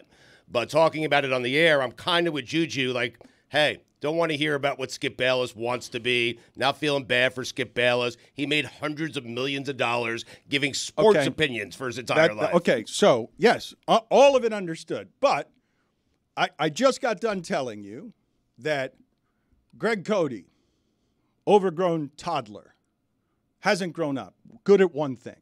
Tim Kirkshin, overgrown toddler, hasn't grown up, good at one thing. Dan Le Batard, overgrown toddler, good at one thing. This has been a singular obsession of mine for 30 years to be good at this, at what it is we're doing. And by accident... We are good at this, though. But by accident, it has resulted in a value that as soon as the corporation started cutting, next thing you know, Chris Cody is out. And we're like, wait a minute. That's not the way it's supposed to work in a business that cares about people, is it? Is that the way it's supposed to work? So everybody who rides with this show, the backstory of it goes back forever. Stugotz, do you think that at any point in my sports writing career, the DraftKings deal is worth so much more than people think it is? Stephen A. knows this. McAfee knows this. If you're in business with us, if you're in loyalty with us, I just walked into another studio and I saw Pablo Torre and Skipper and Samson doing a podcast that I know to be smarter about sports business than anything, and I know how you're consuming it. So there are a whole lot of people who want to learn about this. They don't just happen to be our audience, which wants us to do normal hijinks, but I'm explaining to you and the audience, hey, the normal hijinks pay for everything, and also, hey, Stephen A., you don't have to be a company, man. You're a company, man. Like, you can come out and keep us company. But I think Stephen A. I think he thinks he could pull it off, both of them. He could stay at ESPN and still be. He can. All of these but why doesn't anybody care when what I'm pointing out to you is Fox got into this business in the laziest way possible. They just said, hey, Bayless, hey, Cowherd, can you come over here and hot take? And they built everything they built. And then in that time, First Take contaminated everything. All of it went to garbage debate television. And in the doing of that, Stephen A. Smith kills the end of the guy's career who gave him the entire opportunity to work at ESPN. That is the top of our game. And I still don't understand. I'll have to put down my sword because it's clear that nobody wants to hear about it. But you understand why it has been a singular obsession of mine for 3.5 years? I'll tell you why. Because Stugotz always wants more money. I don't even know if you're right that the audience Blame doesn't it on want me. it. Like, Stu, are you even right that the audience doesn't? Because that's like, we don't get better numbers on videos than when Dan, like, it's about Stephen A. Smith and stuff. So there's something going on there. Maybe they're hate watching it. Maybe no, they're just... it's not our normal audience. People want it. It's just our audience doesn't want it. Like, it's other people that I'm not judging this by social media clicks and hits and all that stuff. I feel like I know our audience after 20 years of doing this, and maybe I'm wrong. I could be wrong, and maybe there's been a change. I just don't feel like that's what they want to hear from us all the time, you know? So, not that Dan does it all the time, but he does it enough where... No, I do it. I do it too much, but I'm telling you why I do it too much. Stugotz, look, one of the things I'm trying to do, embarrassing myself on South Beach sessions, Pablo's encouraging me to do this. Just be more publicly vulnerable. Try to link up with your audience in a way that's not concealed where your insecurities are. Try not to hide. I am trying and have been trying since we did this to show people what it is that we're trying to do so they can be proud of it with us, because I'm proud of it and it's a hard thing to do.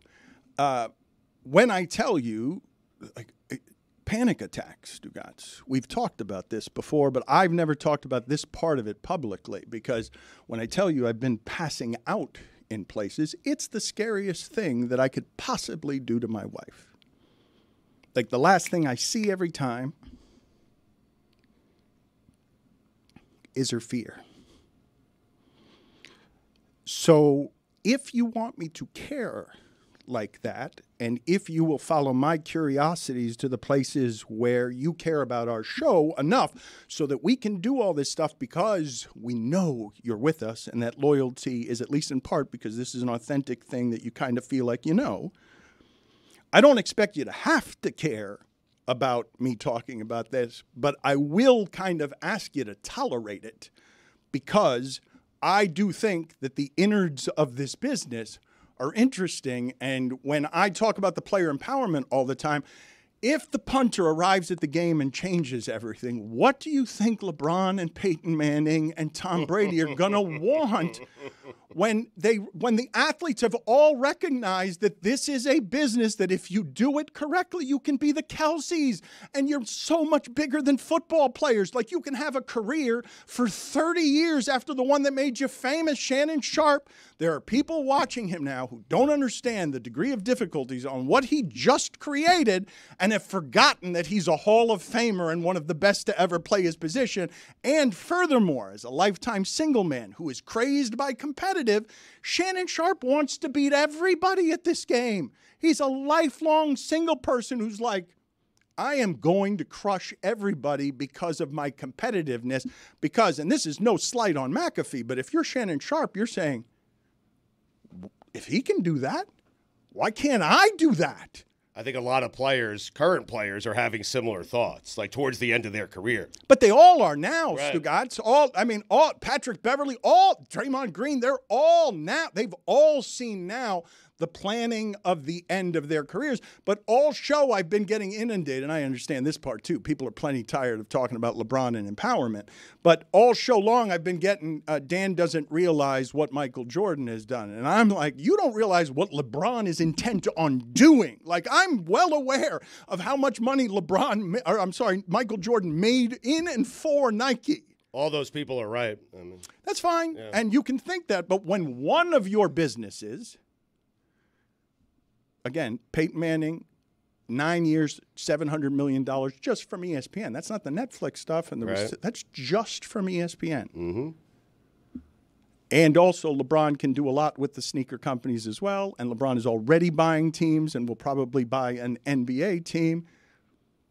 And on top of that, what's the percentage he's getting on all of these other basketball players that now work for him as he plays against them because they are clients of his friend?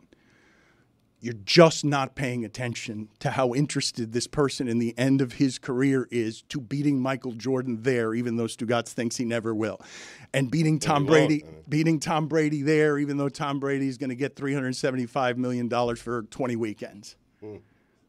I've lost everybody. All Big East team, or I've lost everybody. I was waiting for that all hour. The top 5 Big East team. We never got to it. Post-game show. We will get to Stugotz's promised all-time Big East team to close the show. But just to close the loop on what I was telling you about panic attacks and vulnerability, because I just slid that in yesterday when I was talking about being at a glaucoma appointment at the, what was it called? the eye store? The eye store, yes. The eye place. and passing out. I didn't realize. I thought something else was wrong with me. I don't know what you guys think panic attacks look like, or I didn't have, I haven't had a professional diagnosis of this, but there's nothing wrong with me. I just have passed out half a dozen times in a way where fear has gripped me, and I realize I'm passing out, and it keeps getting worse as soon as I see the fear in my wife's eyes, and I'm like, oh, I'm going to do this to her again. But at that point, you're passed out. So I can't. Well, yes, but I still leave her with this burden of me on a sidewalk because I've fallen back in my chair at a sidewalk cafe. It's not, and then paramedics have to be called the first time it happens because she doesn't know what the hell it is. I'm concerned, and I feel like we have to have like a company intervention, like in general, because we went through this with Samson last week, where like there are doctors that you can see about these things, and they will advise you, and they'll tell you what's going on, and they can give you, a plan or medication, whatever. Like, Samson was just like, yeah, I sleep 2 to 3 hours every night. We're like, well, why? Like, as the doctor told you, like, I haven't been to a doctor. It's like, well, don't you? Yeah, they can help you with these things. You can seek help on these things. Men can be very stubborn about seeking help of any kind, and furthermore, I would say the sleep stuff, you're underestimating how hard it is to conquer some of that stuff. Especially when you don't see a doctor. That is correct. It's even harder. Just give it your best effort. Yeah. I mean, smoke some weed. We recommended that. He said he did. Whether you need help with sleep or getting tickets to a game. Well done. You need to go to Game Time. Download the Game Time app, create an account, use code Dan for 20% off your first purchase. Terms apply. Last-minute tickets, lowest price guaranteed. Man, do I love Game Time. You can see your seat view from the app. No hidden fees. You click the little thing, you get all the fees up front. Game Time is just a game changer. Go now. Game Time. Full disclosure, they don't help with sleep problems. Like, just so for the legal, like the opposite. No, they actually get you super excited. No, you also sleep well, knowing that you got the best damn ticket. Oh, come on, that is good. That's an EP. That was a good one. Who was that? The Tonight Show with Tony on CBS tonight Thank you. at 7 p.m. Go ahead, Stugotz, your all-time Big East team. I don't know why we're doing this. Because I was talking about Kemba Walker yesterday, saying he has no business going into the Basketball Hall of Fame, yet he's going to go in to the Basketball Hall of Fame. He should be the Hall of Good, just good. Cardiac Kemba, come on, dude. What are you talking about? One of the greatest college highlights I've ever seen. College. That step back. That's College. part of the best basketball. I don't like the Basketball Hall of Fame. Don't get me started. You cannot take someone and combine their college career, their international career, their Olympic career, their NBA career. But that's what they do. No, it just is what they do. Give me an NBA Hall of Fame. Enough already. It's a joke. Seriously. Anyway, point guard. This is my all-time all-Big East team. Pearl Washington. Shooting guard. Kemba Walker. Oh, wow. You gave him a small two? Listen, he had one of the great Big East tournaments of all time. That's why he's in there, the Hall of Big East. I mean, how about that? The Hall of Big East. Number 3, my small forward, Chris Mullen. St. John's, 85, 86. He was great. Power forward. Tough one. Walter Berry won the Wooden Award, played for St. John's, went to the Final Four. Louis Carnesecca, the sweater. Derek Coleman. It's all going to be this era, correct? You're not going to do anything other than Kemba from the last 20 years, right? Yes. Derek Coleman. Patrick Ewing. I left out Iverson. I'm in the Big East. And Zoe. Oh, my God. Zoe, get out of here. Zoe could run at the 4. Zoe, get out of here. Zoe, get Did you see Walter Berry play? No. Go. Do me a favor. Do me a favor. When he says, "Did you see Walter Berry play?" Jeremy, go look up for me his pro numbers as he rips Kemba Walker.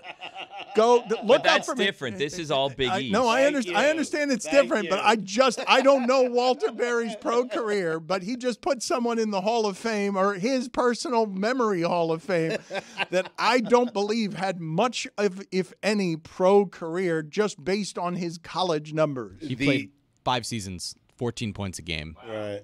Yeah. 5 23 seasons. minutes. Yeah. The B in Berry stands for bust. Bleacher Report has Walter Berry as number 4 on their list of best Big East players of all time. Thank you. The same as Stugotz.